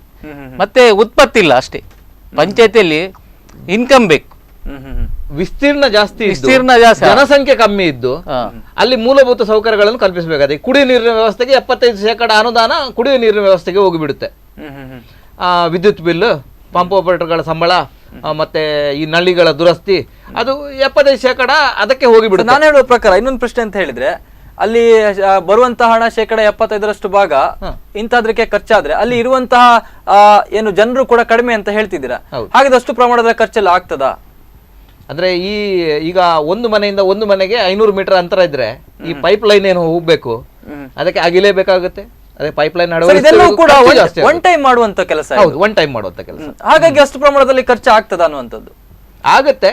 ಕೆಲವೊಂದು ಕಡೆ ಲೆಕ್ಕ ಒಂದಿರುತ್ತೆ ಮತ್ತೆ ಖರ್ಚು ಒಂದಿರುತ್ತೆ. ಹಾಗಾದ್ರೆ ಸರ್ ನೀವೇನ್ ಹೇಳ್ತೀರಿ ಇದ್ರ ಬಗ್ಗೆ? ಈಗ ಎಲ್ಲದಕ್ಕೂ ಈಗ ಕುಡಿಯುವ ನೀರಿದ್ದು ವ್ಯವಸ್ಥೆ ಜಿಲ್ಲಾ ಪಂಚಾಯತಿ ಇದರಲ್ಲಿ ಬರ್ತದೆ. ಕುಡಿಯುವ ನೀರಿಗೆ ಇದೆಲ್ಲ ಉಂಟಲ್ಲ ಜಿಲ್ಲಾ ಪಂಚಾಯತಿ ಅನುದಾನದಲ್ಲಿ ಸಿಗ್ತದೆ. ಆದರೆ ಈ ಕೆಲವು ಈ ಸಣ್ಣದು ಕೆಲವು ಇದು ಉಂಟಲ್ಲ, ಅದೇ ಸಣ್ಣ ರಸ್ತೆ ನಮ್ಮ ಪಂಚಾಯತಿಯಲ್ಲಿ ದೊಡ್ಡ ದೊಡ್ಡ ರಸ್ತೆ ಎಲ್ಲ ಮಾಡ್ಲಿಕ್ಕೆ ಆಗುದಿಲ್ಲ. ಇದು ಚರಂಡಿ ರಿಪೇರಿ ಮತ್ತೆ ತೇಪೆ ಹಾಕೋದು ಅಷ್ಟೇ, ಅದು ಸಣ್ಣ ಇದರಲ್ಲಿ ಮಾಡ್ಬೇಕಾಗ್ತದೆ. ಸರ್, ನಿಮ್ ಜೊತೆ ಇನ್ನಷ್ಟು ಮಾತಾಡ್ತೀನಿ, ಪಬ್ಲಿಕ್ ಇಂದ ಕಾಲ್ ಇದೆ. ಸರ್ ನಮಸ್ತೆ, ನಿಮ್ಮ ಹೆಸರು, ಎಲ್ಲಿಂದ ಕರೆ ಮಾಡ್ತಾ ಇದ್ದೀರಾ? ಸರ್ ನಿಮ್ಮ ಹೆಸರು ಹೇಳಿ ಸರ್, ಹೇಳಿ ಹೇಳಿ ಸರ್, ಹೇಳಿ. ನಾವು ಇದು ಏನ್ ಗೊತ್ತಾ, ಇದು ಮಾರ್ಕೆ ಮಾಡ್ಬೇಕಾದ್ರೆ ಗವರ್ಮೆಂಟ್ ಅವರಿಗೆ ಯಾವ ಬೇಕಾದ್ರೂ ಇಸ್ಕೊಳ್ಬಹುದು ಜಾಗ. ಸರ್ ದಯವಿಟ್ಟು ಟಿವಿ ವಾಲ್ಯೂಮ್ ನ ಮ್ಯೂಟ್ ಮಾಡಿ ಮಾತಾಡಿ ಸರ್. ಆಯ್ತು, ಓಕೆ. ಹೇಳಿ. ಏನ್ ಗೊತ್ತಾ, ಗವರ್ಮೆಂಟ್ ಯಾವ ಬೇಕಾದ್ರೂ ಯಾವ ಜಾಗ ಬೇಕಾದ್ರೂ ಇಸ್ಕೊಳ್ಬಹುದು. ಅದು ಏನಾದ್ರು ಪ್ರಾಬ್ಲಮ್ ಇದಕ್ಕೆ ಮೀನು ಮಾರ್ಕೆಟ್ ಬೇಕಾದ್ರೆ ಈ ಗವರ್ಮೆಂಟ್ಗೆ ಏನ್ ಜಾಗ ಬೇಕು ಇಸ್ಕೊಳ್ಳೇಬಹುದು. ನಮ್ಗೆ ಅಗ್ರಿಮೆಂಟ್ ನಾವು ಜಾಗ ಇದು ಮಾಡ್ಬೇಕು, ಅಗ್ರಿಮೆಂಟ್ ಅಲ್ಲಿ ಇದೆ ಏನ್ ಬೇಕು ಏನ್ ಬೇಡ ಅಂತ ಅಲ್ಲಿ ಸೈಡ್ ಮಾಡಿದ್ರು. ಬಡವರಿಗೆ ಯಾಕೆ ತೊಂದರೆ ಕೊಡ್ತೀರಾ ಅಂತ ಗವರ್ಮೆಂಟ್ನವರು. ಇವತ್ತು ಶೋಷಣೆ ಆಗ್ತಾ ಇರುವಂತದ್ದು ಬಡವರ ಮೇಲೆ ಸರ್. ಯಾಕೆಂತ ಹೇಳಿದ್ರೆ ಸರ್ಕಾರ ಬಡವರ ಒಂದು ಉದ್ಧಾರಕ್ಕೋಸ್ಕರ ಸಾಕಷ್ಟು ಯೋಜನೆಗಳನ್ನ ಜಾರಿಗೆ ತರ್ತಾ ಇದೆ. ಆದ್ರೆ ಅದು ಯಾವ ಮಟ್ಟದಲ್ಲಿ ಜನರಿಗೆ ಮುಟ್ತಾ ಇದೆಯೋ ಇಲ್ಲೋ ಅನ್ನೋಂತಹ ಕೆಲಸ ಸರ್ಕಾರ ಇನ್ನೂ ಮಾಡ್ಬೇಕಾಗಿದೆ. ಅಷ್ಟರವರೆಗೂ ಕೂಡ ಬಡ ಜನರು ಬಡವರಾಗಿ ಇರ್ಬೇಕು. ಇಲ್ಲ ಏನಿಲ್ಲ, ಅದು ಜಾಗ ಬೇಕಾದ್ರೆ ಗವರ್ಮೆಂಟ್ ಇಸ್ಕೋಬಹುದು. ನಮ್ ಗವರ್ಮೆಂಟ್ ಸರಿ ಇರೋದು ಏನ್ ಮಾಡಕ್ಕಾಗಲ್ಲ. ಸರ್ ಇವಾಗ ನೀವು ಕಾರ್ಯಕ್ರಮವನ್ನ ನೋಡ್ತಿರ್ಬೋದು, ಒಂದು ಮೀನು ಮಾರುಕಟ್ಟೆಯಲ್ಲಿ ನೋಡ್ತಾನೆ ಇದ್ದೀನಿ, ಅದಕ್ಕಾಗಿ ಫೋನ್ ಮಾಡಿದ್ರೆ ನಾನು ಮಾಡ್ತಾ ಇಲ್ಲ. ಈಗ ಮೀನು ಮಾರುಕಟ್ಟೆ ಬಗ್ಗೆ ಮಾತಾಡ್ತಾ ಇದೀವಿ. ಇಷ್ಟು ದೊಡ್ಡ ಪ್ರಮಾಣದಲ್ಲಿ ಅಲ್ಲಿನ ಅವ್ಯವಸ್ಥೆ ಆಗ್ತಾ ಇದೆ ಸರ್, ಇದ್ರ ಬಗ್ಗೆ ಏನು? ಜಾಗ ಇಲ್ಲ ಅಂತ ಹೇಳ್ತಾರಲ್ಲ, ಜಾಗ ಗವರ್ಮೆಂಟ್ ಆಗಲ್ಲ ಜಾಗ ಇಸ್ಕೊಳ್ಳೋಕೆ. ಈಗ ಕಡಪಾಡಿಯಲ್ಲಿ ನೋಡಿದ್ರೆ ಅದು ಎಷ್ಟೋ ಹತ್ತಿರ ಇತ್ತು. ಇವಾಗ ನಾನು ಒಂದು ನನ್ಗೆ 56 ವರ್ಷ. 50 ವರ್ಷ ಮುಂಚೆ ಯಾವ ತರ ನೋಡಿಸಿ, ಇವಾಗ ಕಡಪಲ್ಲಿ ಯಾವ ತರ ಮೀನ್ ಮಾರ್ಕೆಟ್ ಇದೆ. ಬೇರೆ ಬೇರೆ ಮಾಡಕ್ಕಾಗಲ್ವಾ? ಅವರು ಹೇಳ್ತದೆ ಗವರ್ಮೆಂಟ್ ಇದು ಮಾಡಲ್ಲ. ಗವರ್ಮೆಂಟ್ ಅಗ್ರಿಮೆಂಟ್ ಜಾಗ ಅಂತ ರೋಡ್ ಸೈಡ್ ಅಲ್ಲಿ ಇದ್ದರೆ ಇದು ಮಾಡಿ ಎಷ್ಟೋ ದೊಡ್ಡ ಸೈಡ್ ನಿಂತ್ಕೊಂಡಿದ್ದೇವೆ. ನಾನ್ ನೋಡಿದ ಹಾಗೆ ಲಕ್ಷಗಟ್ಟಲೆ ಕೋಟಿಗಟ್ಟಲೆ ಇದು ಜಮೀನಲ್ಲಿ ಇಸ್ಕೊಂಡವರು ಇದು ಹೊರಗೆ ಇದರಲ್ಲಿ ಜಾಗ ಇಸ್ಕೊಳ್ಳೋದಾಗಲ್ವಾ? ಓಕೆ ನಳಿನ್ ಅವರೇ, ಕರೆ ಮಾಡಿದ್ದಕ್ಕೆ ಧನ್ಯವಾದ. ಎಸ್, ನಳಿನ್ ಅವ್ರು ಹೇಳುವ ಪ್ರಕಾರ ಸರಿ ಅಂತ ಹೇಳ್ಬೋದು. ಸರ್ಕಾರ ಯಾವುದೇ ಒಂದು ಯೋಜನೆಯನ್ನ ರೂಪಿಸಬೇಕು ಅಂತ ಹೇಳಿದ್ರೆ ನೀವು ಹೇಳುವ ಪ್ರಕಾರ ಅಲ್ಲಿ ಸ್ಥಳ ಇಲ್ಲ ಅನ್ನುವಂಥದ್ದು. ಸರ್ಕಾರಕ್ಕೆ ಸರಿಯಾದಂತಹ ಮನವಿಯನ್ನ ಮಾಡಿಸಿದ್ರೆ ಖಂಡಿತವಾಗಿ ಕೂಡ ಅಲ್ಲಿ ಜಾಗವನ್ನ ಕೊಡಿಸಬಹುದು ಅನ್ನುವಂತ ಮಾತು ಅವರದ್ದಾಗಿರುತ್ತೆ. ಸರ್ ಇದ್ರ ಬಗ್ಗೆ ಸರ್ಕಾರಿ ಉದ್ದೇಶಕ್ಕೋಸ್ಕರ ಸರ್ಕಾರ ಜಾಗ ಅಕ್ವೈರ್ ಮಾಡ್ಲಿಕ್ಕೆ ಕಾನೂನಲ್ಲಿ ಅವಕಾಶ ಇದೆ, ಪ್ರೈವೇಟಿಗೆಲ್ಲ. ಆದರೆ ಇದು ಪಂಚಾಯತ್ ಅಕ್ವೈರ್ ಮಾಡ್ಲಿಕ್ಕೆ ಆಗುದಿಲ್ಲ. ಅದು ಸರ್ಕಾರಿ ಮಟ್ಟದಲ್ಲಿ ಆದೇಶ ಆಗಬೇಕಾಗುತ್ತೆ. ಪಂಚಾಯತ್ ಅವರು ಒಂದು ಅಪೀಲ್ ಮಾಡಬಹುದಲ್ವಾ? ಮಾಡ್ಲಿಕ್ಕೆ ಸಾಧ್ಯತೆ ಇದೆ. ಹಾಗಾದ್ರೆ ಆ ಬಗ್ಗೆ ನಾವು ನಿರ್ಣಯ ಮಾಡಿ ಪಂಚಾಯತಿಲಿ ನಿರ್ಣಯ ಮಾಡಿ ನಾವು ಸರ್ಕಾರಕ್ಕೆ ಕಳಿಸಬಹುದು. ಜಿಲ್ಲಾ ಪಂಚಾಯತಿ ಮುಖಾಂತರ ಕಳಿಸ್ಬೋದು, ಹ್ಮ್ ಹ್ಮ್ ಹ್ಮ್. ಅಷ್ಟು ಕೆಲಸ ಮಾಡ್ಬೋದು. ಮತ್ತೆ ಎಕ್ವೈರಿ ಎಲ್ಲ ಮಾಡೋದು ಅವರೇ, ನಮ್ಮ ಡಿ ಸಿ ಮುಖಾಂತರ ಅವರು ಇದು ಮಾಡ್ಬೇಕು. ಹಾಗಾದ್ರೆ ನೀವು ಮನವಿಯನ್ನ ಮಾಡಿಕೊಂಡು ಹಾಗೆ ಇರ್ತೀರಾ ಅಥವಾ ಕೇಳ್ಬೇಕು ಅವ್ರ ಹತ್ರ, ಸರ್ ಯಾಕೆ ಬರ್ತಾ ಇಲ್ಲ, ನಾವು ಕೊಟ್ಟಂತ ಮನವಿಗೆ ಯಾಕೆ ಸ್ಪಂದನೆಯನ್ನ ನೀಡ್ತಾ ಇಲ್ಲ ಅನ್ನೋದು? ಅದರದ್ದು ಕೇಳಿದವಾಗ ಏನು ಉತ್ತರವನ್ನ ಕೊಡ್ತಾರೆ ಅವರು? ಅದು ಈಗ ನಾವು ಕಳಿಸಿದ್ದೇವೆ, ಅವರು ಮೇಲಾಧಿಕಾರಿಯಿಂದ ನಮಗೆ ಉತ್ತರ ಬರ್ತದೆ, ಆಮೇಲೆ ನಾವು ಅದಕ್ಕೆ ಆಕ್ಷನ್ ತಗೊಳ್ತೇವೆ ಅಂತ ಹೇಳ್ತಾರೆ ಅಷ್ಟೇ. ಎಸ್, ನಿಮ್ ಜೊತೆ ಇನ್ನಷ್ಟು ಮಾತಾಡ್ತೇನೆ. ಒಬ್ರು ಕರೆ ಮಾಡಿದ್ದಾರೆ. ಸರ್ ನಮಸ್ತೆ, ನಿಮ್ಮ ಹೆಸರು, ಎಲ್ಲಿಂದ ಕರೆ ಮಾಡ್ತಾ ಇದ್ದೀರಾ? ಮೀರ್ ಮೊಹಮ್ಮದ್ ಕಾವ್. ಹೇಳಿ ಸರ್. ಈಗ ವಿಷಯ ಅದ್ರ ಬಗ್ಗೆ ಜಾಸ್ತಿಯಾಗಿ ನಾವು ಮಾತಾಡ್ಲಿಕ್ಕೆ ಹೋಗುದಿಲ್ಲ. ಈಗ ಮುಂದಿನ ಕಾಲರ್ ನಾವು ಮಾತಾಡೋ ಬಡವರು ಬಂತು, ಬಡವರು ಅಂತ ಹೇಳಿ ಮಾತಾಡಿದ್ರು. ಬಡವರು ದೇವರಿಗೂ ಮತ್ತು ಈ ರಾಜಕೀಯದವರಿಗೆ ಬಡವರಿಲ್ಲದೆ ಅವರಿರ್ಲಿಕ್ಕೆ ಸಾಧ್ಯವೇ ಇಲ್ಲ. ಯಾಕಂತ ಹೇಳಿದ್ರೆ ದೇವರಿಗೆ ಒಂದು 10 ಪೈಸೆ ತಟ್ಟೆಯಲ್ಲಿ ಹಾಕ್ಬೇಕಾದ್ರೆ ಬಡವನೇ ಹಾಕ್ಬೇಕು. ಮತ್ತೆ ಇಲೆಕ್ಷನ್ ಲೈನಿನಲ್ಲಿ ನಿಂತು ತನ್ನ ಎಲ್ಲಾ ಕೆಲಸ ಬಿಟ್ಟು ಸಾಯಂಕಾಲದವರೆಗೆ ಕಾದು ಓಟ್ ಹಾಕ್ಬೇಕಾದ್ರೆ ಬಡವನೇ ಹಾಕ್ಬೇಕು. ಅವನು ದೊಡ್ಡದಾಗುವ ರೀತಿ ಯಾವ ರಾಜಕೀಯದವನು ಮಾಡುದಿಲ್ಲ. ಅವನ ಮೂಗಿಗೆ ಪರಿಮಳ ಮುಟ್ಟಿಸ್ತಾರೆ, ಆ ಪರಿಮಳದ ವಾಸನೆಯಲ್ಲಿ ಅವ ಬದುಕ್ತಾನೆ. ವಿನಾ ಅವರ ಉದ್ಧಾರಕ್ಕೆ ಯಾವ ಸರ್ಕಾರ ಆದ್ರೂ ಕೆಲಸ ಮಾಡಿದ್ರೆ ನಾನ್ ನಿಮ್ಗೆ ಏನ್ ಬೇಕಾದ್ರೂ ಹೇಳಬಲ್ಲೆ. ಯಾವನು ಲೋ ಲೆವೆಲಿನಾಗ್ಲಿ ಬಡವನ, ಅವನ ಸ್ಥಳ ಆಗ್ಲಿ ಅವನ ಮನೆ ಆಗ್ಲಿ ಎಲ್ಲ ಹೋಗುವಾಗ ನಿನ್ನ ಹತ್ರ ಅದು ಇಲ್ಲ ಇದು ಇಲ್ಲ. ಯಾರು ಅಡ್ಜಸ್ಟ್ ಮಾಡಿಟ್ಟ ಮನೆ ಒಂದಿದ್ರೆ ನಿನ್ನ ಹತ್ರ ದೊಡ್ಡ ಟ್ಯಾರೆಸ್ ಮನೆ ಉಂಟು, ನೀನ್ ಹೇಗೆ ಬಡವ? ಎಲ್ಲಿಯಾದ್ರೂ ಅವನ ಕೆಲಸಕ್ಕೆ ಹೋಗ್ಲಿಕ್ಕೆ ಅಂತೇಳಿ ಒಂದು 2 ವೀಲರ್ ತಗೊಂಡಿದ್ದಾನೆ, ನಿನ್ನ ಹತ್ರ ಗಾಡಿ ಉಂಟು, ನೀನ್ ಹೇಗೆ ಬಡವ? ಇವರಲ್ಲಿ 25 ಕೋಟಿ ಚಿನ್ನ ಇರ್ತದೆ ಒಂದೊಂದು ಗೋಡೆಯಲ್ಲಿ, ಇನ್ನು ಅವರು ಬಡವರು.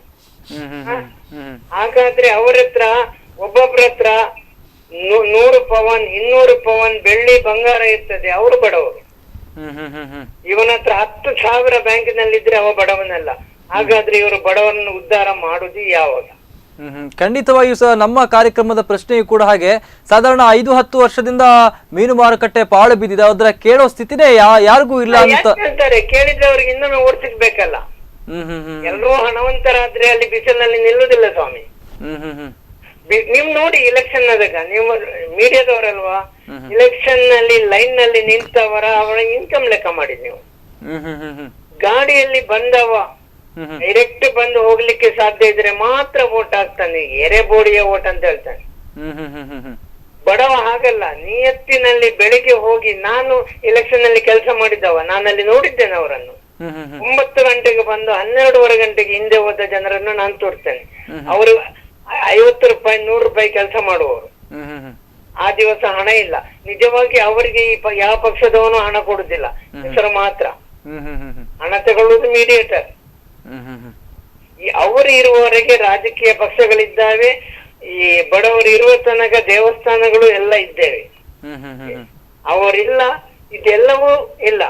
ಬಾಗಿಲಾಗಿದ್ದಾಗೆ ದೊಡ್ಡವ ಮನೆಯಲ್ಲಿ ಕೂತ ಅವೆಲ್ಲವನ್ನು ರಾಜ್ಯಭಾರ ಮಾಡ್ತಾನೆ. ಹಾಗಾದ್ರೆ ಬಡವರ ಒಂದು ಆರ್ಥಿಕ ಸ್ಥಿತಿ ಆಗಿರ್ಬೋದು ಅಥವಾ ಸಾಮಾಜಿಕ ಸ್ಥಿತಿ ಆಗಿರ್ಬೋದು ಮೇಲೆ ಬರೋದು ಯಾವಾಗ? ಹಾಗಾದ್ರೆ ಇಲ್ಲ, ಬರ್ಲಿಕ್ಕೆ ಅವರು ಪ್ರಯತ್ನವೇ ಮಾಡುದಿಲ್ಲ. ಪ್ರಯತ್ನ ಮಾಡಿದ್ರೆ ಆಗ್ತದೆ, ಪ್ರಯತ್ನ ಮಾಡುದೇ ಇಲ್ಲ. ನೀನಲ್ಲಿ ಇರು, ನಾವು ಮಾಡ್ಲಿಕ್ಕೆ ಹೋದ್ರೆ ಇದು ಆಗುದಿಲ್ಲ. ಅವರಿಗೆ ಗೊತ್ತುಂಟು ಎಲ್ಲಾ ಬಡವರನ್ನು ಮೇಲ್ತರ್ಲಿಕ್ಕೆ ಸಾಧ್ಯ ಇಲ್ಲ. ಅದಕ್ಕಾಗಿ ನಮ್ಮ ಜನರು ಹಾಗೆ ಎಲ್ಲಿಯಾದ್ರೂ ಅಲ್ಪ ಸ್ವಲ್ಪ ಸಹಕಾರ ಮಾಡಿದ್ರೆ ಅದು ಅವರನ್ನು, ಈಗ ಸ್ಥಳ ಕೊಟ್ರೆ ಅದನ್ನು ಮಾರಿ ಎಲ್ಲಿಯಾದ್ರೂ ಬೇರೆ ಕಡೆ ಹೋಗಿ ಪುನಃ ಕಡಲ ಬದಿಯಲ್ಲಿ ಇರ್ತಾನೆ. ಅಲ್ಲಿ ಅವನಿಗೆ ಸಹಕಾರ ಮಾಡಿದ್ರೆ ಅವ ಎಲ್ಲೇ ಬೇರೆ ಕಡೆ ಹೋಗ್ತಾನೆ. ಅವನಿಗೆ ಪರಿಹಾರ ತಗೊಳ್ಳುವ ಅಭ್ಯಾಸ ಮಾತ್ರ.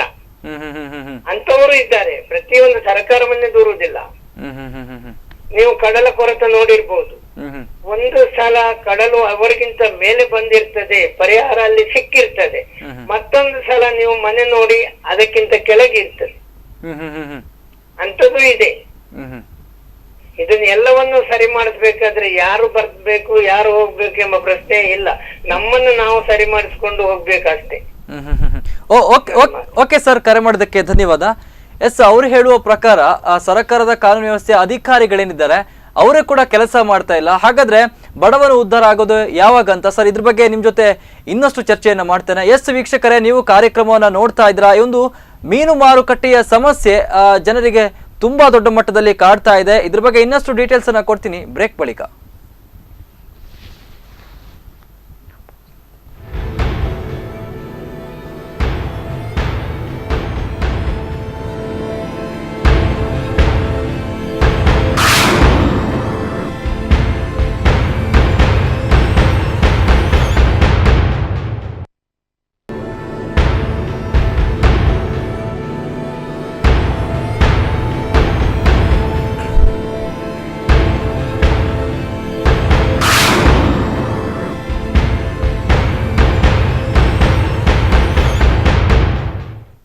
ಬ್ರೇಕ್ ಬಳಿಕ ಮಾರುಕಟ್ಟೆ ಪ್ರಾಬ್ಲಮ್ ವಿಶೇಷ ನೇರ ಪ್ರಸಾರ ಕಾರ್ಯಕ್ರಮಕ್ಕೆ ಸ್ವಾಗತ.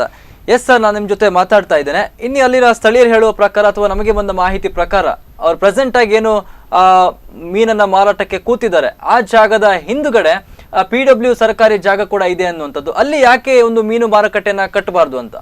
ಹೌದು, ಅಲ್ಲಿ ಸರ್ಕಾರಿ ಜಾಗ ಇದೆ. ಸರ್ಕಾರಿ ಜಾಗ ಅಂದ್ರೆ ಲೋಕೋಪಯೋಗಿ ಇಲಾಖೆಗೆ ಸೇರಿದ ಜಾಗ.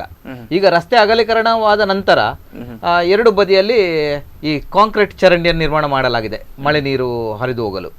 ಅದರ ನಂತರವೂ ಸುಮಾರು 20 ರಿಂದ 30 ಅಡಿ ಅಗಲಕ್ಕೆ ಸರ್ಕಾರಿ ಉಳುಕಿ ಭೂಮಿ ಇದೆ. ಅದು PWD ಅಂದ್ರೆ ಸರ್ಕಾರಿ. ಎಸ್ ಎಸ್ ಎಸ್ ಸರ್, ನಿಮ್ಮ ಜೊತೆ ಇನ್ನಷ್ಟು ಮಾತಾಡ್ತೇನೆ. ಪಬ್ಲಿಕ್ ಇಂದ ಕಾಲ್ ಇದೆ. ಸರ್ ನಮಸ್ತೆ, ನಿಮ್ಮ ಹೆಸರು, ಎಲ್ಲಿಂದ ಕರೆ ಮಾಡ್ತಾ ಇದ್ದೀರಾ? ನನ್ನ ಹೆಸರು ಸತ್ಯರಾಜ್ ಅಂತ. ಹೇಳಿ ಸರ್. ನಾನು ಬ್ರಹ್ಮಾವರದವನು. ಹೇಳಿ ಸರ್. ಅಲ್ಲಿ ನಾಗೇಶ್ ಅವರು ಕೂತ್ಕೊಂಡಿದ್ದಾರೆ. ಅವರಲ್ಲಿ ನನ್ನೊಂದು ನೇರವಾದ ಪ್ರಶ್ನೆ ಇದೆ. ಹೇಳಿ ಸರ್, ಮಾತಾಡಿ. ಅವರಿಗೆ ಕೊಡ್ಬೋದಾ? ಹೇಳಿ ಸರ್, ಮಾತಾಡ್ತಾರೆ ಅವರು. ನಾಗೇಶ್ ಅವರೇ ನಮಸ್ಕಾರ. ನಮಸ್ಕಾರ. ಹೇಳಿ. ಸತ್ಯರಾಜ್ ಮಾತಾಡ್ತಾ ಇದ್ದೇನೆ. ಹಾ ಹೇಳಿ. ನಮಸ್ಕಾರ. ಈಗ ಅಂದ್ರೆ ನಾನು ಹೇಳ್ತಾ ಇದ್ದೇನೆ, ಯಾಕಂದ್ರೆ ಮಾರುಕಟ್ಟೆ ಸಮಸ್ಯೆ ಅಂತ ಹೇಳಿದ್ರೆ ಈಗಾಗಲೇ ಮಾರುಕಟ್ಟೆ ಅನ್ನೋದು ಸರಿಯಾದ ರೀತಿಯಲ್ಲಿ ಸರಿಯಾದ ಗ್ರಾಮ ಪಂಚಾಯತಿಗೆ ವ್ಯವಸ್ಥೆ ಆಗಿರುವಂತ ಗ್ರಾಮದಲ್ಲಿ ಮಾರುಕಟ್ಟೆ ಇಲ್ಲ. ಹಾಗೆ ಆಗಿರುವುದರಿಂದ ಇವತ್ತು ಒಂದೊಂದು ಕಡೆಯಲ್ಲಿ ಒಂದು ಫಿಶ್ಗೋಸ್ಕರ ನಾನೊಂದು ಮಾರುಕಟ್ಟೆ ಮಾಡ್ತೇನೆ ಅಂತ ಹೇಳಿ ಒಬ್ಬ ಯಾವುದೋ ಜಾತಿಯವರು ಮೊಬೈಲ್ಸ್ ಇರ್ಬೋದು, ಬೇರೆ ಯಾರೋ ಇರ್ಬೋದು, ಮಾಡಿದ ತಕ್ಷಣ ಮೀನಿನವರು ಬಂದ್ಕೊಂಡು ಅದನ್ನು ಸ್ಟ್ರೈಕ್ ಮಾಡಿ ಬಂದ್ ಮಾಡ್ತಾ ಇದ್ದಾರೆ. ಯಾಕಂತ ಹೇಳಿದ್ರೆ ಸರಿಯಾದ ರೀತಿಯಲ್ಲಿ ಯಾವ ಪಂಚಾಯತಿಗೆ ಯಾವ ವ್ಯಾಪ್ತಿಯಲ್ಲಿ ಬರ್ತದೆ ಆ ಗ್ರಾಮಕ್ಕೆ ನೀವು ಸರಿಯಾದ ರೀತಿಯಲ್ಲಿ ಒಂದು ಮೀನು ಮಾರುಕಟ್ಟೆ ಮಾಡದಿರುವಂತ ಸಮಸ್ಯೆ. ಈಗ ಮರದಡಿ ಕೂತ್ಕೊಂಡು ಮೀನು ಮಾರುವಂತದ್ದು ಏನ್ ಸಮಸ್ಯೆ ಉಂಟು? ಪಂಚಾಯತಿಯಲ್ಲಿ ಹಣ ಇಲ್ವಾ? ಅಲ್ಲ ಸರ್ಕಾರದಿಂದ ಅನುದಾನ ಬರುದಿಲ್ವಾ? ಯಾವ್ದು ಬರುದಿಲ್ಲ? ಯಾಕೆ ಬೆಸ್ತರಿಗೆ ಆದಂತ ಅನುಕೂಲ ಯಾಕಿಲ್ಲ? ಬೆಸ್ತರಿಗೆ ಬೇಕಾದ ಅನುಕೂಲ, ಮೀನನ್ನು ಮಾರುವಂತ ಅಧಿಕಾರ ಎಲ್ಲರಿಗಿದೆ. ಆಗಿರುವಾಗ ಅಂತವರಿಗೆ ಬೇಕಾಗುವಂತ ಜಾಗದ ವ್ಯವಸ್ಥೆ ಮಾಡಿಕೊಡುವಂತ ಆಯಾ ಪಂಚಾಯತ್ ನಲ್ಲಿ ಇರುವಂತದ್ದು. ಈಗ ಅದನ್ನೇ ಅವಲಂಬಿಸ್ಕೊಂಡು ಇವತ್ತು ಒಂದು ಹುಡುಗಿ ಕೆಲ್ಸಕ್ಕೆ ಹೋಗ್ಬೇಕಾದ್ರೆ ತಾಯಿ ಹತ್ರ ಏನ್ ಹೇಳಿ ಬರ್ತದೆ ಅಂದ್ರೆ, ಮಗು ನನ್ನ ಇಡೀ ಬುಟ್ಟಿಯಲ್ಲಿ ಮೀನು ಮಾರಿದ್ರೆ ನಾನ್ ನಿನ್ಗೆ ಏನಾದ್ರು ತಗೊಂಡು ಬರ್ತೇನೆ ಅಂತೇಳಿ. ಹಿಂದೆ ಇತ್ತು, ಈಗಲೂ ಇತ್ತು. ಒಂದು ಮೊಳಿ ಮಾರುದಿಂದ ಹಿಡಿದು, ಒಂದು ಮೊರವಾಯಿ ಅಂತ ಹೇಳ್ತಾರೆ, ಅದನ್ನು ಮಾರುದಿಂದ ಹಿಡಿದು, ಮೀನು ಮಾರುದಿಂದ ಹಿಡಿದು ಎಲ್ಲಾ ಕೂಡ ಅವಲಂಬಿಸ ಪ್ರತಿಯೊಂದು ಇದರಲ್ಲಿ ಕೂಡ ಏನು ಮೀನು ಮಾರ್ತಾರೆ ಅವರನ್ನು ಕೂಡ ಅವಲಂಬಿಸಿಕೊಂಡು ಒಂದು ಕುಟುಂಬ ಅನ್ನೋದಿದೆ. ನಾನೀಗ ಏನ್ ಹೇಳ್ತಿದ್ದೇನೆ, ಇವತ್ತು ಮಾಧ್ಯಮದಲ್ಲಿ ಕುತ್ಕೊಂಡಿದ್ದಾರೆ ನಾಗರಿಕ ಸಮಿತಿ ಅಧ್ಯಕ್ಷ ಇರ್ಬೋದು ಅಥವಾ ನನ್ನ ಫ್ರೆಂಡ್ ಅವರು ಸಾಂಗಾಳದವರು ನಾಗೇಶ್ ಇರ್ಬೋದು. ನಾನು ಇವರಿಬ್ಬರಿಗೆ ಏನ್ ಹೇಳ್ತಿದ್ದೆ ಅಂತ ಹೇಳಿದ್ರೆ, ಪ್ರತಿ ಗ್ರಾಮದಲ್ಲಿ ಅವರದ್ದಾದಂತ ವ್ಯವಸ್ಥೆ ಇದೆ. ನೋಡಿ ಆ ಒಂದು ಪ್ರಾಯದವರು ಮಾತಾಡ್ತಾ ಇದ್ದಾರೆ. ಯಾಕೆ ಅವರು ಅವರ ಕಷ್ಟವನ್ನು ತೋರ್ಪಡಿಸ್ಬೇಕು ನಿಮ್ಮೆದ್ರು? ಯಾಕೆ ನೀವು ಪಂಚಾಯತಿ ರೀತಿಯಿಂದ ಅಥವಾ ಸರ್ಕಾರದಿಂದ ಏನು ಅನುದಾನ ಬರ್ತದೆ ಯಾಕೆ ವ್ಯವಸ್ಥೆ ಮಾಡಿ ಕೊಡಬಾರ್ದು ನೀವು ಅವರಿಗೆ? ಇವತ್ತು ನಾನು ಉಡುಪಿ ಜಿಲ್ಲೆ ಹೊಯ್ಗೆ ದೋಣಿ ಕಾರ್ಮಿಕ ಸಂಘದ ವೈಸ್ ಪ್ರೆಸಿಡೆಂಟ್ ಆಗಿ ನಾನು ಮಾತಾಡ್ತಿದ್ದೇನೆ. ಯಾಕೆ ಒಂದು ಸಮುದ್ರದಲ್ಲಿ ತೆಗೆಯುವಂತ ಒಂದು ಪ್ರತಿಯೊಂದು ವಿಷಯದಲ್ಲಿ ಒಂದು ತಾರತಮ್ಯ ಆಗ್ತಿದೆ? ಯಾಕೆ ಅವ್ರಿಗೆ ಒಂದು ಅನುಕೂಲ ಮಾಡಿ ಕೊಡ್ಬೇಕು. ಇವತ್ತೊಂದು ಹೊಯ್ಗೆ ನಂಬ್ಕೊಂಡು ಹೇಗೆ ಜನಗಳು ಬದುಕ್ತಾ ಇದ್ದಾರೋ ಅದೇ ರೀತಿಯಲ್ಲಿ ಒಂದು ಮೀನನ್ನು ಹಿಡಿದು ಕೊಟ್ಟದನ್ನು ನಾನು ಮಾರಿ ಅದರ ಜೀವನ ಮಾಡ್ತೇನೆ ಅಂತ ಹೇಳಿ ಅವರಿಗೆ ಸಮುದ್ರಕ್ಕೆ ಹೋಗಿ ಹೆಂಗಸಿಗೆ ಹಿಡಿಲಿಕ್ಕೆ ಆಗುದಿಲ್ಲ. ಅವರು ಮೀನು ಮಾರುಕಟ್ಟೆಗೆ ಯಾರು ಕೊಡ್ತಾರೆ, ಎಷ್ಟು ಹಣದಲ್ಲಿ ಕೊಡ್ತಾರೆ, ಅದನ್ನ ತಗೊಂಡು ಬಂದು ನನ್ನ ವ್ಯಾಪ್ತಿಗೆ ನನ್ನ ಕುಟುಂಬವನ್ನು ಸಾಕ್ಲಿಕ್ಕೆ ನಾನು ಯಾವ ರೀತಿಯಾಗಿ ನಾನು ಜೀವನ ಮಾಡ್ಬೇಕು ಅದನ್ನು ಮಾಡ್ಲಿಕ್ಕೋಸ್ಕರ ಒಂದು ಸೂಕ್ತವಾದ ಮಾರ್ಕೆಟ್ ವ್ಯವಸ್ಥೆ ಇಲ್ಲ ಅಂತ ಆದ್ರೆ ಇವತ್ತು ಸಮಾಜದಲ್ಲಿ ಹೇಗೆ ಬದುಕಬಹುದು ಅಂತ ಒಂದು ವ್ಯಕ್ತಿಗಳು. ಇದಕ್ಕೆ ನಾನು ನೇರವಾಗಿ ಸರ್ಕಾರಕ್ಕೆ ಕೇಳಿ, ಯಾವ ಗ್ರಾಮ ಪಂಚಾಯತ್ ಇರ್ಬೋದು ಅಥವಾ ಪಟ್ಟಣ ಪಂಚಾಯತ್ ಯಾವುದೇ ಇರ್ಬೋದು, ಪಂಚಾಯತಿ ವ್ಯಾಪ್ತಿಯಲ್ಲಿ ಕೆಲಸ ಆಗ್ಬೇಕಾದ್ರೆ ಪ್ರತಿಯೊಂದು ಅವರವರ ಅನುಕೂಲವನ್ನು ನೀವು ಕೊಡ್ಬೇಕು. ಸರ್, ನಮ್ಮ ಪ್ರಶ್ನೆನೂ ಕೂಡ ಅದೇ. ಈಗ ನಾಗೇಶ್ ಭಂಡಾರಿ ಅವರು ಹೇಳೋ ಪ್ರಕಾರ ಅವರಿಗೆ ಅದು ಅನುದಾನ ಕೊಡ್ತಿದ್ದೀರಿ ನೀವು. ಅದೇ ರೀತಿ ಯಾರು ಪರಿಶಿಷ್ಟ ಜಾತಿ ಪರಿಶಿಷ್ಟ ಪಂಗಡದವರಿದ್ದಾರೋ ಅದೇ ರೀತಿ ನೀರನ್ನೇ ಮಾಡ್ಕೊಂಡು ಬಂದವರು ಅವರಿಗೊಂದು ವ್ಯವಸ್ಥಿತವಾಗಿ ಒಂದು ಕರೆಕ್ಟ್ ಆಗಿ ಕೂತ್ಕೊಂಡಾಗಿ ವ್ಯವಸ್ಥೆ ಮಾಡಿಕೊಡಿ ಅಂತ ಹೇಳುದು. ಈಗ ಒಂದು ಮರದಡಿಯಲ್ಲಿ ಮೀನ್ ಮಾಡುವಂತ ವ್ಯವಸ್ಥೆ ಆಗ್ಬೇಕು ನಮ್ಗೆ. ನಾಗೇಶ್ ಅವರಿಗೆ ಸ್ವಲ್ಪ ಮಾತಾಡ್ಲಿಕ್ಕೆ ಉಂಟು, ಅವ್ರಿಗೆ ಕೊಡಿ. ಎಸ್ ಸರ್, ಮಾತಾಡಿ ಸರ್. ಹೌದು, ಈಗ ಅವರಿಗೆ ಈಗ ಮುಂಚೆ ಆಲ್ರೆಡಿ ಅದು ಮಾರುಕಟ್ಟೆ ಇತ್ತು ಕಟ್ಟಡ ಅಲ್ಲಿ. ಅದು ಅವರಿಗೆ ಈಗ ಅಲ್ಲಿ ಜನ ಬರುವುದಿಲ್ಲ ಅಂತ ಹೇಳಿ ಅವರು ಈಗ ಬೇರೆ ಕಡೆಗೆ ಇದಾಗಿದ್ದಾರೆ. ಅದು ಅವರದ್ದೇ ಪ್ರಾಬ್ಲಮ್. ನಾವು ಅವರನ್ನು ಒಂದು 4 ವರ್ಷ ಹಿಂದೆ ನಾವು ಅವರನ್ನು ಕೇಳಿದ್ದೇವೆ, ನೀವು ಇಲ್ಲಿ ನಿಮಗೆ ವ್ಯವಸ್ಥೆ ಮಾಡಿಕೊಡ್ತೇವೆ, ನಾವು ಇಲ್ಲಿ ಕೂತ್ಕೊಳ್ಳಿ, ನೀವು ಅದಕ್ಕೆ ಬೇಕಾಗುವ ವ್ಯವಸ್ಥೆ ನಾವು ಮಾಡಿಕೊಡ್ತೇವೆ ಅಂತ. ಆದರೆ ಅಲ್ಲಿ ಹೇಳ್ತಾರೆ ಅವರು, ನಾವು ಅಲ್ಲಿ ಜನವೇ ಬರುವುದಿಲ್ಲ, ನಾವ್ಯಾಕೆ ಅಲ್ಲಿ ಕೂತ್ಕೊಳ್ಳಿ, ನಾವ್ಯಾಕೆ ಕೂತ್ಕೋಬೇಕು, ಅಲ್ಲಿ ವ್ಯವಸ್ಥೆ ಇಲ್ಲ, ನಾವು ಅಲ್ಲಿ ಜನ ಬರ್ತಿದ್ರೆ ನಾವು ಯಾರಿಗೆ ಮೀನು ಮಾರುದು ಯಾರಿಗೆ ಅಂತ ಹೇಳ್ತಾರೆ. ಮತ್ತೆ ಈಗ ಅಲ್ಲಿ ಅಂದ್ರೆ ಅಲ್ಲಿ 100 ಜನ ಗಾಡಿ ಎಲ್ಲ ತುಂಬಾ ಹೋಗ್ತದಲ್ಲ, ಈಗ ಸ್ಟೇಟ್ ಹೈವೇ ಆಗಿದೆ ಅಲ್ಲ ಅದು, ಹಾಗಾಗಿ ಅವರಿಗೆ ಅಲ್ಲಿ ಆರಾಮಾಗ್ತದೆ ಅವರಿಗೆ. ಹಾಗಾಗಿ ಅವರು ಈಚೆ ಬರ್ಲಿಕ್ಕೆ ಕೇಳುದಿಲ್ಲ. ಈಗ ಯಾರು ಕೇಳುದಿಲ್ವೋ ಅವರಿಗೆ ನೀವು ಮನದಟ್ಟು ಮಾಡಿ, ಇಲ್ಲದ್ರೆ ಅವ್ರಿಗೆ ಅಲ್ಲೇ ವ್ಯವಹಾರ ಮಾಡ್ತಾರೆ. ಜಾಗ ಇದೆಯಾ ಅಲ್ಲಿ ವ್ಯವಹಾರ ಮಾಡ್ಲಿಕ್ಕೆ? ಹೌದು, ಅಲ್ಲಿ ವ್ಯವಹಾರ ಮಾಡ್ಲಿಕ್ಕೆ ಜಾಗ ಉಂಟು, ಆಚೆ ಇದೆ. ಇಲ್ಲಿ ಈಗ ಮಾಡ್ತಾ ಇದ್ದಾರಲ್ಲ ಅದು ಅಲ್ಲೇ ಹಿಂದ್ಗಡೆ ಸ್ವಲ್ಪ ಜಾಗ ಉಂಟು, ಅಲ್ಲೇ ವ್ಯವಸ್ಥೆ ಮಾಡಿ ಕೊಡ್ಬೋದು. ಬೇರೆ ಪಂಚಾಯತ್ ಕುರ್ಕಲ್ ಪಂಚಾಯತ್. ಓಕೆ ಸತ್ಯರಾಜ್ ಅವರೇ, ಕರೆ ಮಾಡೋದಕ್ಕೆ ಧನ್ಯವಾದ. ನನ್ನ ಒಂದು ಬೇಡಿಕೆ ಏನಂದ್ರೆ ಅವರಿಗೆ ಒಂದು ಅವಕಾಶ ಮಾಡಿಕೊಡಿ. ಓಕೆ ಸರ್, ಕರೆ ಮಾಡೋದಕ್ಕೆ ಧನ್ಯವಾದ. ಎಸ್, ನಿಮ್ಗೆ ಆಗ್ಲೇ ಕೇಳಿದೆ ನಾನು, ಮಾರುಕಟ್ಟೆನೇನು ಮಾತಾಡ್ತಾ ಇದ್ದೇವೆ ನಾವು, ಏನು ರೋಡ್ ಸೈಡ್ ಅಲ್ಲಿ ಕೂತ್ಕೊಂಡು ಅವ್ರೀಗ ಮೀನನ್ನ ಮಾರ್ತಾ ಇದ್ದಾರೆ. ಕಾರಣ ಕೇಳಿದ್ರೆ ಹಳೆಯ ಮಾರುಕಟ್ಟೆ ಏನಿತ್ತು ಅಲ್ಲಿ ಕಸ್ಟಮರ್ಸ್ ಬರೋದಿಲ್ಲ, ತುಂಬಾ ದೂರ ಆಗ್ತದೆ. ಈ ಕಾರಣದಿಂದ ಬಿಸಿಲಾಗಿರ್ಲಿ ಮಳೆ ಆಗಿರ್ಲಿ ಯಾವುದೇ ಒಂದು ಪ್ಲೇಸ್ ಅಲ್ಲಿ ರೋಡ್ ಹತ್ರ ಕೂತ್ಕೊಂಡು ಮೀನನ್ನ ಮಾರಾಟ ಮಾಡ್ತಾ ಇದ್ದಾರೆ. ಅದೊಂದು ಕಡೆ ಆದ್ರೆ ಅದರ ಹಿಂದ್ಗಡೆ ಸರ್ಕಾರದ ಜಾಗ ಕೂಡ ಇದೆ, ಸ್ವಲ್ಪ ಉಳುಕಿ ಭೂಮಿ ಇದೆ. ಎಸ್, ತಾತ್ಕಾಲಿಕವಾಗಿ ಶೆಡ್ ನಿರ್ಮಾಣ ಮಾಡಿ ಅವರಿಗೆ ಅವಕಾಶ ಮಾಡಿ ಕೊಡ್ಬೋದು. ಹಾಗಾದ್ರೆ ಆ ಕೆಲಸ ಯಾಕೆ ಆ ಕೆಲಸ ಅಂದ್ರೆ ಇನ್ನೊಂದೇ ಗ್ರಾಮ ಪಂಚಾಯತ್ ಅವರು ಮಾಡ್ಲಿಕ್ಕೆ ಬರುದಿಲ್ಲ. ಅದು ಏನಿದೆ ಕುರ್ಕಾಲ್ ಗ್ರಾಮ ಪಂಚಾಯತ್ ವ್ಯಾಪ್ತಿಗೆ ಬರುತ್ತೆ. ಈಗ ಉಳುಕಿ ಭೂಮಿ ಏನು ಉಳಿದಿದೆ ಅದು ಕುರ್ಕಾಲ್ ಗ್ರಾಮ ಪಂಚಾಯತ್ ವ್ಯಾಪ್ತಿಗೆ ಬರುತ್ತದೆ.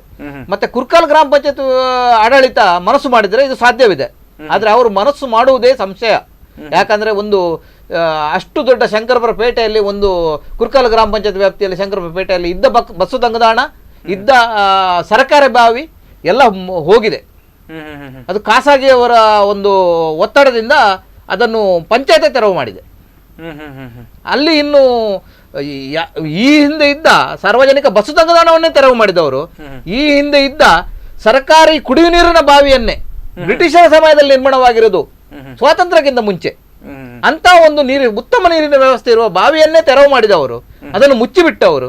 ಇನ್ನು ಇವರಿಗೆ ಮೀನು ಮಾರುವ ಮಹಿಳೆಯರಿಗೆ ಅವರ ಕಷ್ಟ ನೋಡಿ ಅವರಿಗೆ ಮೀನು ಮಾರುಕಟ್ಟೆ ನಿರ್ಮಾಣ ಮಾಡಿ ಕೊಡ್ತಾರಂದ್ರೆ ನಾನಂತೂ ನಂಬುವುದಿಲ್ಲ. ಎಸ್ ಸರ್, ನಿಮ್ಮ ಜೊತೆ ಇನ್ನಷ್ಟು ಮಾತಾಡ್ತೇನೆ. ಅವರು ಪಬ್ಲಿಕ್ ಇಂದ ಕಾಲ್ ಇದೆ.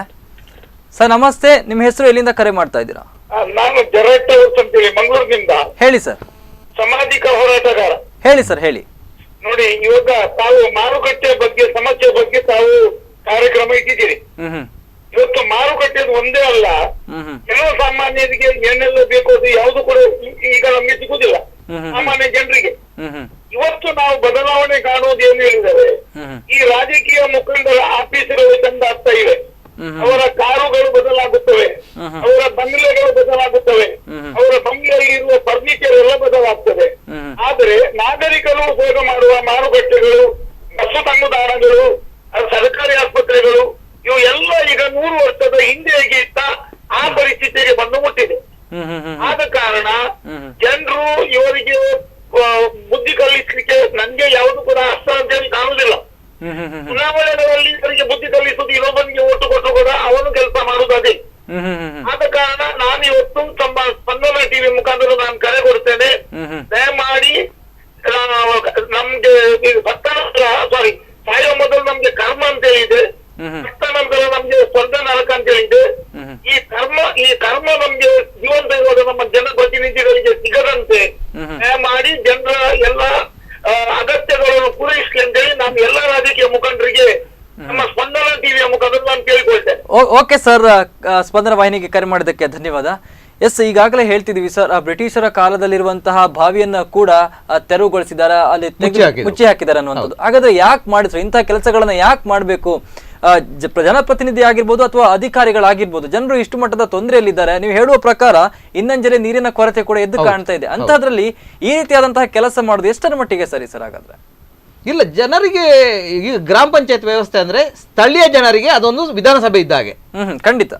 ಗ್ರಾಮ ಸಭೆ ಅಂದ್ರೆ ಒಂದು ವಿಧಾನಸಭೆಯಲ್ಲಿ ಏನು ಕಲಾಪ ನಡೆಯುತ್ತೆ, ಹಾಗೇನೆ ಒಂದು ವರ್ಷಕ್ಕೊಂದು ಗ್ರಾಮ ಸಭೆ, ಗ್ರಾಮಸ್ಥರ ಸಮಸ್ಯೆಗಳನ್ನು ಪರಿಹರಿಸಲಿಕ್ಕೆ ಇರುವ ಜಾಗ ಅದು. ಪ್ರತಿ ಒಂದು ವಾರ್ಡ್ ಸಭೆ ನಡೆಯುತ್ತೆ. ವಾರ್ಡ್ ಸಭೆ ಅಂದ್ರೆ ಆ ವಾರ್ಡಿನಲ್ಲಿರುವ ಸಮಸ್ಯೆಗಳನ್ನು ತಿಳಿದುಕೊಂಡು ಆ ಬಗ್ಗೆ ಸೂಕ್ತ ವ್ಯವಸ್ಥೆ ಮಾಡುವುದು ಗ್ರಾಮ ಪಂಚಾಯತ್ ಕರ್ತವ್ಯವಾಗಿರುತ್ತದೆ. ಕೆಲವೊಂದು ಈಗ ಗ್ರಾಮ ಪಂಚಾಯತ್ ಅನುದಾನ ಇರುವುದಿಲ್ಲ, ಅಂಥದ್ರಲ್ಲಿ ಅದನ್ನು ಜಿಲ್ಲಾ ಪಂಚಾಯತ್ ಮುಖಾಂತರವೋ ಅಥವಾ ಜಿಲ್ಲಾಧಿಕಾರಿ ಮುಖಾಂತರವೋ ಅಥವಾ ಸರ್ಕಾರಕ್ಕೆ ನೇರವಾಗಿಯೂ ಈ ಸಮಸ್ಯೆಗಳನ್ನು ಸರ್ಕಾರದ ವರೆಗೆ ತಲುಪಿಸುವ ವ್ಯವಸ್ಥೆ ಗ್ರಾಮ ಪಂಚಾಯತಿಂದ ಆಗಬೇಕು. ಆದರೆ ಗ್ರಾಮ ಪಂಚಾಯತ್ ಏನಿದೆ, ಚುನಾಯಿತ ಜನಪ್ರತಿನಿಧಿಗಳು ಹಾಗೂ ಗ್ರಾಮ ಪಂಚಾಯತ್ ಆಡಳಿತಾಧಿಕಾರಿಗಳು ಇಲ್ಲಿ ಸಮನ್ವಯದ ಕೊರತೆ ಇದೆ ಕೆಲವು ಕಡೆ. ಎಸ್ ಸರ್, ಇದ್ರ ಬಗ್ಗೆ ಇನ್ನಷ್ಟು ಮಾತಾಡ್ತೇನೆ. ಒಬ್ಬರು ಪಬ್ಲಿಕ್ ಇಂದ ಕಾಲ್ ಇದೆ. ಸರ್ ನಮಸ್ತೆ, ನಿಮ್ಮ ಹೆಸರು ಎಲ್ಲಿಂದ ಕರೆ ಮಾಡ್ತಾ ಇದ್ದೀರಾ? ಉಮೇಶ್ ಉಡುಪಿಯಿಂದ. ಹೇಳಿ ಸರ್.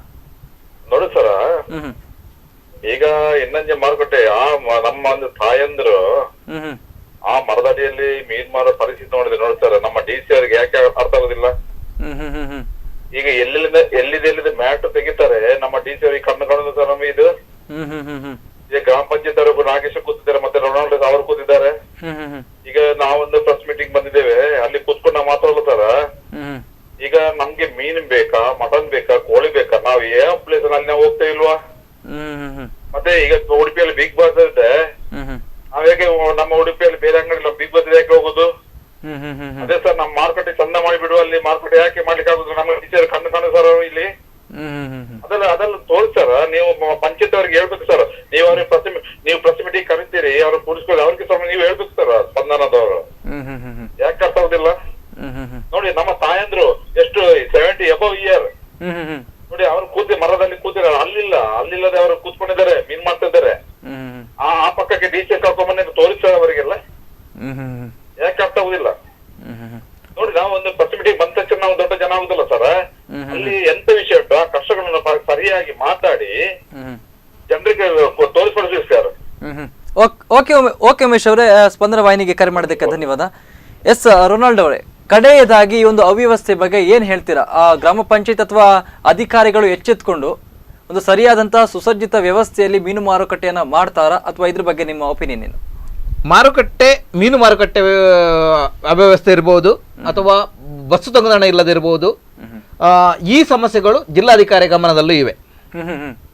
ಈ ಹಿಂದೆನೂ ಬಂದಿದೆ ಇದು. ನಾನೇ 4 ವರ್ಷದ ಹಿಂದೆ ಅವ್ರ ಗಮನಕ್ಕೆ ತಂದಿದ್ದೇನೆ. ಅದರ ನಂತರ ಬಂದ ಜಿಲ್ಲಾಧಿಕಾರಿಗಳ ಗಮನ ತಂದಿದ್ದೇನೆ. ಈಗ ಇರುವ ಜಿಲ್ಲಾಧಿಕಾರಿ ಗಮನಕ್ಕೂ ನಾನು ತಂದಿದ್ದೇನೆ. ನಾನು ಈ ಸಮಸ್ಯೆಗಳನ್ನು ಇಲ್ಲಿ ಬಂದು ಮಾತ್ರ ಚರ್ಚೆ ಮಾಡೋದಲ್ಲ, ಪೂರ್ವಭಾವಿಯಾಗಿ ಎಲ್ಲ ತಯಾರಿ ಮಾಡಿಕೊಂಡಿರ್ತೇನೆ. ಈಗ ನಾನು ಹೇಳುವುದಿಷ್ಟೇ, ಅವರು ಈಗ ಅದರಲ್ಲಿ ಒಬ್ಬರು ಈಗ ನಿಮ್ಮ ಚಾನಲ್ ಮುಖಾಂತರ ತೋರಿಸಿದವರು ಸರಸಕ್ಕ ಅಂತ, ಅವರು ನನಗೆ ಬುದ್ಧಿ ತಿಳಿಯೋದ್ರಿಂದ ನೋಡ್ತಾ ಇದ್ದೇನೆ, ಅವರಲ್ಲಿ ಶಂಕರಪುರದಲ್ಲಿ ಮೀನು ಮಾರ್ತಾ ಇದ್ದಾರೆ. ಯಾಕಂದರೆ ಅವರು ಹೊಟ್ಟೆಪಾಡಿಗೋಸ್ಕರ ವ್ಯಾಪಾರ ಮಾಡ್ತಾ ಇದ್ದಾರೆ. ಅವರಿಗೆ ಒಂದು ನೆಲೆ ಕಲ್ಪಿಸಿಕೊಡ್ಬೇಕಾಗಿರೋದು ಸ್ಥಳೀಯ ಆಡಳಿತದ ಕರ್ತವ್ಯ. ನಾನು ಇದನ್ನು ಇನ್ನಂಜೆ ಪಾಂಗಳ ಗ್ರಾಮ ಪಂಚಾಯತ್ ಅವರು ಮಾಡಿಕೊಟ್ರು ಸಂತೋಷನೇ, ಕುರ್ಕಾಲ್ ಅವರು ಮಾಡಿಕೊಟ್ರು ತುಂಬ ಸಂತೋಷ. ಯಾಕಂದರೆ ಕುರ್ಕಾಲ್ ಗ್ರಾಮ ಪಂಚಾಯತಲ್ಲಿ ಅವರಿಗೆ ವ್ಯವಸ್ಥೆ ಕಲ್ಪಿಸುವುದು ಅತಿ ಸೂಕ್ತ. ಯಾಕಂದರೆ ಅದು ಮುಖ್ಯ ರಸ್ತೆಯ ಭಾಗದಲ್ಲಿ ಅವರು ಆ ಭೂಮಿ ವ್ಯವಸ್ಥೆ ಮಾಡಿ, ಅಥವಾ ಲೋಕೋಪಯೋಗಿ ಇಲಾಖೆಗೆ ಸಂಬಂಧಪಟ್ಟ ಉಳುಕಿ ಭೂಮಿಯನ್ನು ಅದರ ಪಕ್ಕ ಇರುವವರ ಮನವೊಲಿಸಿಕೊಂಡು ಅಲ್ಲೇ ಒಂದು ತಾತ್ಕಾಲಿಕವಾಗಿ ಅವರಿಗೆ ಸೂರನ್ನು ಕಲ್ಪಿಸಿಕೊಟ್ರೆ ನಾನು ಅವರಿಗೆ ಧನ್ಯವಾದ ಅರ್ಪಿಸಲಿಕ್ಕೆ. ಎಸ್ ನಾಗೇಶ್ ಪುಂಡಾರ್ ಅವರು, ಕಡೆಯದಾಗಿ ಏನ್ ಹೇಳ್ತೀರಾ ಅನ್ನುವಂಥದ್ದು, ಈಗ ಅಲ್ಲಿ ಇರುವಂತಹ ಮಾರುಕಟ್ಟೆ ಆಗಿರ್ಬೋದು ಅಥವಾ ಏನು ಮಾರಾಟ ಮಾಡ್ತಿದ್ದಾರೆ ಆ ಒಂದು ವ್ಯವಸ್ಥೆಯಲ್ಲಿ ತುಂಬಾ ಅವ್ಯವಸ್ಥೆ ಇದೆ. ಅಲ್ಲಿಯೇ ಕೆಲವರು ಬಂದು ಒಂದು ನಾಯಿ ಅಥವಾ ಬೆಕ್ಕಿನ ಮರಿಗಳ ತಂದು ಇಡುವಂಥದ್ದು, ಇದರಿಂದ ಅಲ್ಲಿ ವಾಹನಗಳ ದಟ್ಟಣೆ ಹೆಚ್ಚಾಗಿರೋದ್ರಿಂದ ಆ ಪ್ರಾಣಿಗಳಿಗೂ ಕೂಡ ಹಾನಿ ಆಗ್ತಾ ಇದೆ. ಇನ್ನು ಮೀನು ಮಾರುವವರು ಕೂಡ ಬಿಸಿಲು ಅಥವಾ ಮಳೆ ಎನ್ನದೆ ಅಲ್ಲಿ ಮಾರಾಟ ಮಾಡ್ತಿದ್ದಾರೆ ಹೊಟ್ಟೆಪಾಡಿಗೋಸ್ಕರ. ಹಾಗಾದ್ರೆ ಸಂಪೂರ್ಣವಾಗಿ ನೋಡೋಕೋದ್ರೆ ಇವರ ಒಂದು ಸಮಸ್ಯೆಗೆ ಯಾವಾಗ ಮುಕ್ತಿ ಸಿಗ್ತದೆ ಅನ್ನುವಂಥದ್ದು? ಹೌದು, ಅವರದ್ದು ನೋವು ನಮಗೆ ಸಹ ಅರ್ಥ ಆಗ್ತಿದೆ. ಯಾಕಂದ್ರೆ ಅವರೀಗ ಈಗ ಹಳೆ ಕಟ್ಟಡಕ್ಕೆ ಬರುವುದಾದ್ರೆ ನಾವು ನಮ್ಮ ಶಾಸಕರಲ್ಲಿ ನಮ್ಮ ಕಾಪು ಶಾಸಕರಿದ್ದಾರೆ, ಅವರ ಹತ್ರ ವಿನಂತಿ ಮಾಡಿಕೊಂಡು ಸಿಗುವ ಅವರದ್ದೇ ಇಲಾಖೆ ಉಂಟು, ಫಿಶರೀಸ್ ಇಲಾಖೆಯಿಂದ, ಅವರದ್ದ ಇದರಲ್ಲಿ ಸುಸಜ್ಜಿತವಾದ ಮಾರುಕಟ್ಟೆಯನ್ನು ನಾವು ನಿರ್ಮಾಣ ಮಾಡ್ತೀವಿ. ಇದ್ರ ಬಗ್ಗೆ ಹೇಳಿದೆ ನಾನು, ಅಲ್ಲಿ ಜಾಸ್ತಿ ಕಸ್ಟಮರ್ಸ್ ಬರೋದಿಲ್ಲ ಅನ್ನುವಂತಹ ಒಂದು ನಿಟ್ಟಿನಲ್ಲಿಯೇ ಇವರು ಒಂದು ರೋಡ್ ಸೈಡ್ ಅನ್ನು ಮಾರೋಕ್ಲಿಕ್ಕೆ ಇಟ್ಕೊಂಡಿದ್ದು. ಹಾಗಾದ್ರೆ ಯಾವ ರೀತಿಯಾಗಿ ಪ್ರಾಬ್ಲಮ್ ಸಾಲ್ವ್ ಮಾಡ್ತೀರಾ? ಸಾಲ್ವ್ ಮಾಡ್ಲಿಕ್ಕೆ ಅಂದ್ರೆ ಅವರಿಗೆ ಈಗ ಒಂದು ವ್ಯಾಪಾರ ಮಾಡಬೇಕಾದ್ರೆ ಜನಸಂಖ್ಯೆ ಅಷ್ಟೇ ಇರ್ಬೇಕು, ಯಾವುದೇ ಇದು. ಎಸ್ ನಿಮ್ ಜೊತೆ ಇನ್ನಷ್ಟು ಮಾತಾಡ್ತೇನೆ, ಒಬ್ರು ಕಾಲರ್ ಇದ್ದಾರೆ. ಸರ್ ನಮಸ್ತೆ, ನಿಮ್ಮ ಹೆಸರು ಎಲ್ಲಿಂದ ಕರೆ ಮಾಡ್ತಾ ಇದ್ದೀರಾ?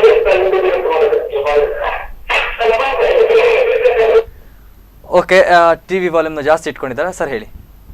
ಅದೇ ಅವರೀಗ ಬರುವುದಾದ್ರೆ ನಾವು ಅದಕ್ಕೆ ತಕ್ಕ ವ್ಯವಸ್ಥೆಯನ್ನು ನಾವು ಮಾಡಿ ಕೊಡ್ತೇವೆ ಅವರಿಗೆ. ಯಾವುದೇ ಅದು ಅದರದ್ದೇ ಇಲಾಖೆ ಉಂಟಲ್ಲ, ಫಿಶರೀಸ್ ಇಲಾಖೆ ಉಂಟು, ಅವ್ರ ಹತ್ರ ಇದು ಮಾಡಿ ನಾವು ಸುಸಜ್ಜಿತವಾದ ಇದು ಕಟ್ಟಡವನ್ನು ನಾವು ನಿರ್ಮಿಸಿಕೊಡ್ತೇವೆ. ಆದರೆ ಅವರಿಗೆ ಯಾವುದೇ ಒಂದು ವ್ಯಾಪಾರ ಮಾಡಬೇಕಾದ್ರೆ ಜನಸಂಖ್ಯೆ ಬೇಕೇ ಬೇಕು. ಹೌದು.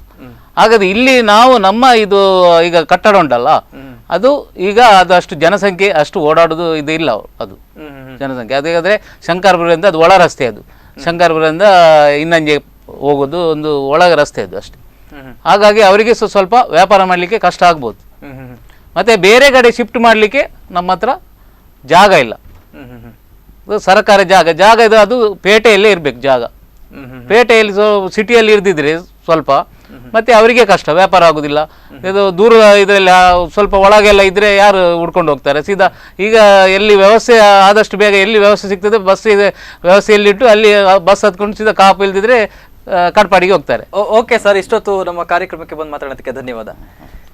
ಎಸ್ ವೀಕ್ಷಕರೇ, ನೀವು ನೋಡಿದ್ರಿ ಒಂದು ಮೀನು ಮಾರುಕಟ್ಟೆಯಲ್ಲಿ ಎಷ್ಟೊಂದು ಅವ್ಯವಸ್ಥೆ ಇದೆ. ಇದರಿಂದ ಅಲ್ಲಿನ ಒಂದು ಮೀನನ್ನ ಏನು ಮಾರ್ತಾರೆ ಅವರಿಗೂ ಕೂಡ ತುಂಬಾ ತೊಂದರೆ ಆಗ್ತಾ ಇದೆ. ಇದಕ್ಕೆ ಸಂಬಂಧಪಟ್ಟಂತಹ ಅಧಿಕಾರಿಗಳು ಆದಷ್ಟು ಬೇಗ ಇವರಿಗೊಂದು ಸುಸಜ್ಜಿತ ಮೀನು ಮಾರುಕಟ್ಟೆ ವ್ಯವಸ್ಥೆಯನ್ನ ಮಾಡಿಕೊಡ್ಲಿ. ಹಾಗೆ ಅಲ್ಲಿ ಕೂಡ ಒಂದು ಮೂಲಭೂತ ಸೌಕರ್ಯಗಳು ಕೂಡ ಎದ್ದು ಕಾಣ್ತಾ ಇದೆ. ಆದ್ರಿಂದ ಸಂಬಂಧಪಟ್ಟಂತಹ ಜನಪ್ರತಿನಿಧಿಗಳಾಗಿರ್ಬೋದು ಅಥವಾ ಅಧಿಕಾರಿಗಳಾಗಿರ್ಬೋದು ಎಚ್ಚೆತ್ತುಕೊಂಡು ಇವರಿಗೆ ಸೂಕ್ತವಾದಂತಹ ಪರಿಹಾರವನ್ನ ಕೊಡ್ಲಿ. ಒಂದು ಒಳ್ಳೆಯ ವ್ಯವಸ್ಥಿತವಾದಂತಹ ಒಂದು ನಾಗರಿಕ ಪ್ರಜೆಯ ಒಂದು ಮೂಲಭೂತ ಸೌಕರ್ಯಗಳನ್ನ ಮಾಡಿಕೊಡ್ಲಿ ಅನ್ನುವಂಥದ್ದೇ ನಮ್ಮ ಆಶಯ. ಇದು ಈವರೆಗಿನ ಸುದ್ದಿ ಹಾಗೂ ಮನೋರಂಜನೆಗಾಗಿ ನೋಡ್ತಾ ಇರಿ ಸ್ಪಂದನ.